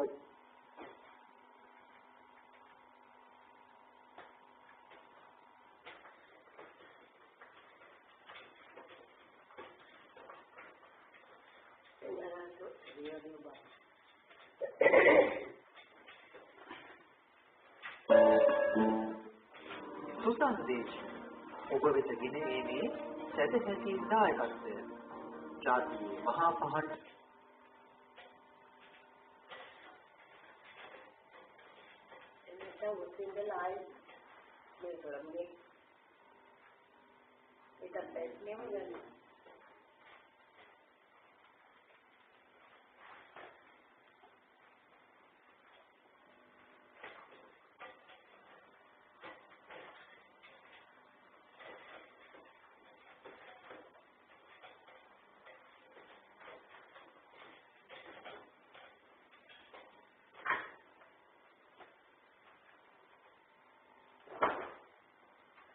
ඉතිරාජයන් වහන්සේ ලලාට දාසුන් වහන්සේයි එහෙම කියලා. ඊළඟට රජුගේ සඳහන් කරනවා ලෝකනාථ සුවං දීපෝ සරණං සබ්බපාණිනං ලෝකේ සයා සමෝනක්ඛි ආරී ජන සම්බම්. ලෝකනාථ සුවං දීපෝ මේ ලෝකයේ තියෙන එකම පිළිපෙ ඔබයි ස්වාමීනි සරණං සබ්බපාණිනං මේ සියලුම පාණීන්ට ඔබ වහන්සේ හැරගෙන සරණ වෙන පිළිපැත් නෑ ස්වාමීනි. ලෝකේ සයා සමෝනක්ඛි ආරේ ජන සම්බහු ඔබ හා සම වූ නෑ ස්වාමීනි. මේ ජනතාව ඉතර කරවුණු මැනවි ස්වාමීනි කියලා ඉල්ලීමක් කරලා වන්දනා කරනවා. ඊළඟට රජුගේ තවත් ගාථාවක් කියලා වඳිනවා. මහන්නවේ මයං භන්තේ නිමුග්ගා දීඝ සම්භවේ අපපතිස්සා සංසාරානිරන්තරි. මහා භව සාගරයේ දීර්ඝ කාලයක් අපි ගිලී සිටින ස්වාමීනි. අපපතිස්සා සංසාරානිරන්තරි. ඒ සංසාරේ මෙච්චර දීර්ඝ කාලයක් අපි ගිලී සිටියේ ස්වාමීනි ඔබ වහන්සේට අසීකරු වෙනවා. ඒකයි මෙච්චර දුර සංසාරය අපි ආවේ. ඔබ වහන්සේ අපිට මුණ ගැහුණා. ඔබ වහන්සේගෙන් බණ ඇහුවා. ඔබ වහන්සේට වැඳා. නමුත් ඔබ වහන්සේ කීකරුනේ නැහැ. ඒ හින්දා තවත් මේ සංසාරෙ දුක් විඳිනවා. අපි මේ සසරින් එතර කරවන තේක්වා. නැවත නම් අකීකරු වෙන්නේ නැහැ ස්වාමීන් කියලා වඳිනවා. ඒතර විතුම්හි ආපජ්ජේ පටිච්චං අධිගච්ඡේ තුම්හාකං වන්දනං කତ୍වා පුස්තින්නම් භවන්නවා. මෙතන්හි පිළිකක් ලැබුවා ස්වාමීනි. මෙතෙක් කල අකීකරු වෙච්ච නිසා සතර අතරමං වුණා. නමුත් මේ කාලේ මං ආයි පිළිකක් ලැබුවා. කාලින්ද තුම්හාකං වන්දනං කତ୍වා පුස්තින්නම් භවන්නවා. ඔබ වහන්සේට වැඳලා මේ සතරින් ගොඩ යනවා මයි ස්වාමීනි. ඒ සඳහන් කරන්නේ කාටද? ලලාට දාසුන් වහන්සේ. ඔබ වහන්සේට වැඳලා මේ සතරින් නිදෙනවා මයි ස්වාමීනි කියලා ලලාට දාසුන් වහන්සේට අමරලා කළා. ඒ දාසුන් වහන්සේ තමයි සමස්තමේ මහා නාග රජු වන්දනලා සාග පරම්පරාවෙන් පරම්පරාවට ලැබෙන ජීවිත පරිත්‍යාග කරමින් බුදුරජාණන් වහන්සේට කලකලා අපේ රටේ කාවන්තිස්ස මහ රජු රාජ්‍යත්වයේ කෙනෙකුට කාවන්තිස්ස රජුගේ තාත්තා මරණාසන්න වෙලා කාවන්තිස්ස රජුන්ට කතා කරලා කියනවා පුතේ අපේ බුදුරජාණන් වහන්සේ ජීවමානව වැඩ ඉන්න කාලේ දේශනාවක් කරලා තියෙනවා මේ ලංකා භූමියේ අනාගතයේ දවසක කාවන්තිස්ස නම් මහ රජු පහළ වෙනවා. ඒ කාවන්තිස්ස මහ රජු මාගේ ලලාට දාසින් වහන්සේ මහලලි ගංගීරේ තේරු කියන විල ළඟ වරාහ කියන ගල් පොකුණ ළඟ මේ තේරුවාවිල මංගල මහසෑය නම් මහසෑය කඩලා ඒකයි සිද්ධාපත් කරලා ලෝක සත්‍යයට වැඩ සිතා ගන්න අවස්ථාව උදා කරනවා කියලා භාග්‍යවතුන් වහන්සේ දේශනා කළා. පුතේ මේ දීප රාජී වූ සම්මා සම්බුදුරජාණන් වහන්සේගේ නේත්‍ර යුද්ධයෙන් එදා දැකපු මහා පුණ්‍යවන්තයෙක්. ආන්ගේ වගකීම භාග්‍යවතුන් වහන්සේගේ ආඥාවම සම්පූර්ණ කර සම්පූර්ණ දාතුන් වහන්සේ කාවන්තිස්ස රජුගේ මාර්ගය. ඒ කාවන්තිස්ස මහණෙනි තමයි මේ මහසෑය ගොඩනගන්නේ බුදුන් අනාදිතේ පහළ වෙන මෛත්‍රී සම්මා සම්බුදුරජාණන් වහන්සේගේ කාවන්තිස්ස මහරජු මේ මහසෑය හදුවා. කාවන්තිස්ස රජුගේ දවස්ලා බුදුරජාණන් වහන්සේලාගේ බුදු පිළිසක් මේ රටේම ඉතිරිලා තියෙනවා. භාග්‍යවතුන් වහන්සේ කරුණාව ලැබිච්ච කරන්නේ සතර දළදා වහන්සේලාගේ දෙනමක් මේ රටට ලැබුණා. ද්‍රෝණයක් සර්වඥ දාතුන් වහන්සේලා මේ රටට ලැබුණා. මහසෑයේ ප්‍රාතිහාර්ය දක්වලා වැඩිලා. දකුණු අකුදාතුන් වහන්සේ සූපාරාම සෛත්‍යයේ ප්‍රාතිහාර්ය දක්වලා වැඩිලා. සර්වඥයන් වහන්සේ ලෝකයේ දානය කරපු විශාලතම සර්වඥ දාතුන් වහන්සේ භාග්‍යවතුන් වහන්සේගේ ලලාට දාතුන් වහන්සේ වැඩ ඉන්න මංගල මහසෑය ළඟ අපි සියලු දෙනාද මහ පිංකම් කර මෙතන වැඩලා ඉන්නවා. මේ රටේ ඉතිරිසයි කොයි තරම් පිංකම්ද. මේ රටේ ඉපදෙන්න වෙනම පිං කරන්නේ. මේ රටේ ඉපදෙන්න වෙනම ප්‍රාර්ථනා කරන්නේ. මේ රටේ ඉපදෙන්නේ වෙනම පිං කරලා ප්‍රාර්ථනා කරලා පෙරත් මේ බුදුදහමත් එක්ක ජීවත් වෙච්ච අයමයි. ඒ නිසා ඔබ ලැබී භාග්‍යී කරම ඔබ නොදන්නවා වුණාට ඔබ සාමාන්‍ය පුණ්‍යවන්තුනි. හැබැයි ඒ දෙලකින් මත කරගන්නේ සත්පුරුෂෝ සම්බන්ධය. සත්පුරුෂෝ නිසා තමයි ඒකින් අවදි. ඒ කාරණාව වෙනම ධර්මයෙන් පැහැදිලි කරලා තියෙනවා. එමෙන්න අපි සිරත් වෛද්‍යචාරිතුමන් බොහෝම ශ්‍රද්ධාවෙන් හැම වර්ෂයකම මේ වෙනකොට වසර ගණන පෙරළුවාවිල මංගල මහා චෛත්‍ය රාජානන් වහන්සේ ජීවමාන බුදුරජාණන් වහන්සේ සමන්ගේ අත්දැකීම් දකින්න භාග්‍යවතුන් වහන්සේ වෙනුවෙන් මහ පින්කම් කරන්නේ සතර පින් කරගත් මහ පුණ්‍යවන්තයෙක්. එතුමා සමග විශාල පිරිසක් සියලු වැඩ කටයුතු අතහැරලා කැපවීමේ උනන්දු ශ්‍රද්ධාවෙන් වසර ගණනක් මේ පින්කමට යෙදෙනවා. ඒ අදින්දලෙන පිරිසක් නෙමෙයි අසර පුරාම පිරිසක්. ඒ පිරිස දවසක අපිත් එක්ක එකට නිවන් දකින්න පිරිස. ඒක ධර්මයේම පැහැදිලි කරලා තියෙනවා. යම් තීක්ෂණක් කරනකොට යම් හොඳ වැඩක් කරනකොට යම් තීක්ෂණක් සම්බන්ධ කරගන්න හිතෙනවා නම් ඒ අද පුරුද්දක් නෙමෙයි ඒක පෙර පුරුද්දක්. මම යම් දවසක දෙවියන්ට යන්නේ එදාට මගේ එක්කම නිවන් කියන පිළිසයි කියන්නේ දිගට අත්දැකීම් නෙමෙයි ඒ පිළිසමයි. එhmenan අද ජීවමාන භාග්‍යවතුන් වහන්සේගේ ලලාට ධාතුන් වහන්සේගේ අනුරුව තමන්ගේ දැසි අප්‍රමාණ ශ්‍රද්ධාවෙන් කාල වේලාව වෙන් කරගෙන හදලා නායකුට ගියා. පුතා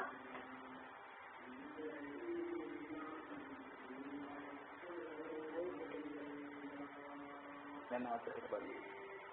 ඒක ඉඳලා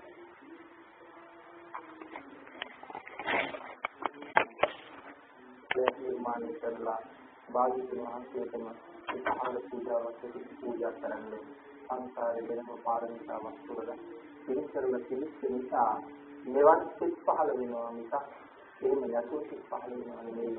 ඒක කුරුකෙනිකා සිත් පහළ වෙනවා. මේක අතරගත මේ සුපලස්කන්ධයේ විස්තරයි මෙතමනයි කියන සීමාවක් දක්වන්න නැහැ.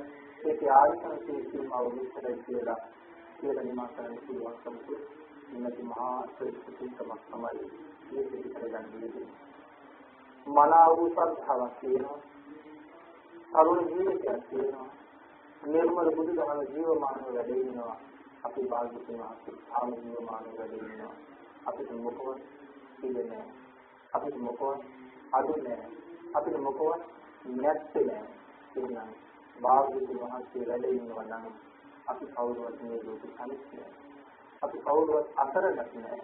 මේ වාගේ මහ පිළිසම් කර මේ ජීවිතේම දෙවොලු උපදින්න තරම් ශ්‍රේෂ්ඨ මේ මහා පිළිසම් දිනුපත් කරගෙන සතර වසනා තාක්කල් කවර කවමදාකවත් නරකාදී දුක්ඛිත ආත්ම භාවයට පත් නොවේවා. සත්‍යයේ ආත්ම භාවයන් වල ඉපදෙන්නේ මහා කුසල රැස් කරගැනීම කටයුතු කරන්නේ අපි සියලු දෙනාටම ශක්තිය ධෛර්යය භාග්‍ය වාසනාව උදා වේවා කියලා ප්‍රාර්ථනා කරනවා. මේක වඩා දීර්ඝව මම ප්‍රාර්ථනා කරන්නේ කාල වේලාව නෙමෙයි. නමුත් කරුණු කාරණා දක්වන තව බොහෝ කරුණු කාරණා මේ සම්බන්ධයෙන් නිමාවක් නැහැ. නමුත් අපි බුදුරජාණන් වහන්සේ විශේෂයෙන් ආපු ගමන පිළිබඳව බොහෝ සිතින් සාකච්ඡා කරමු. භාග්‍යවතුන් වහන්සේ අපට ලැබිච්ච අනුග්‍රහය පිළිබඳව සාකච්ඡා කරමු. සිතේ සතුටපත් ඇති කරගෙන අපි කරපු මහා පින්කම හැම වෙලාවෙම හිතට පුළුවන් ඒකත් ඇති කරගන්නේ අපි මේ අවස්ථාවේ කටයුතු සංවිධානය කරගත්තා. සියලු දෙනාම මේ මහා පින්කමේ කොයි විදිහට අපි ලබාගත් ප්‍රතිඵල අපිට විපාක දී විසුද්ධ කියන කාරණාව කෙටියෙන් ප්‍රාර්ථනා කරලා අපි පින්කමේ කටයුතු නිමා කරමු. සිරත් මහත්මයාට අත්තුන් සිද්ධ කරගත්ත මේ මහා කුසල ධර්මයේ මේ ඇයිත විපාක දී ආකාරයේ සියලු දෙනාම සිහිපත් කරමු. අප විසින් රැස් කර ගන්නා ලද්දා වූ මේ මහා පුණ්‍ය සම්භාරයෙන් කෙටිම කාලයකින් පහසුම ආකාරයෙන් සුඛ ප්‍රතිපදාවෙන් සියලු දුකින් මිදෙනවා. මේ සියලු කෙලෙස් වලින් නිදහස් වෙනවා. අජරු අමරු නිවන ලැබෙන සෙනවා කියලා සාදු ප්‍රාර්ථනා කරනවා.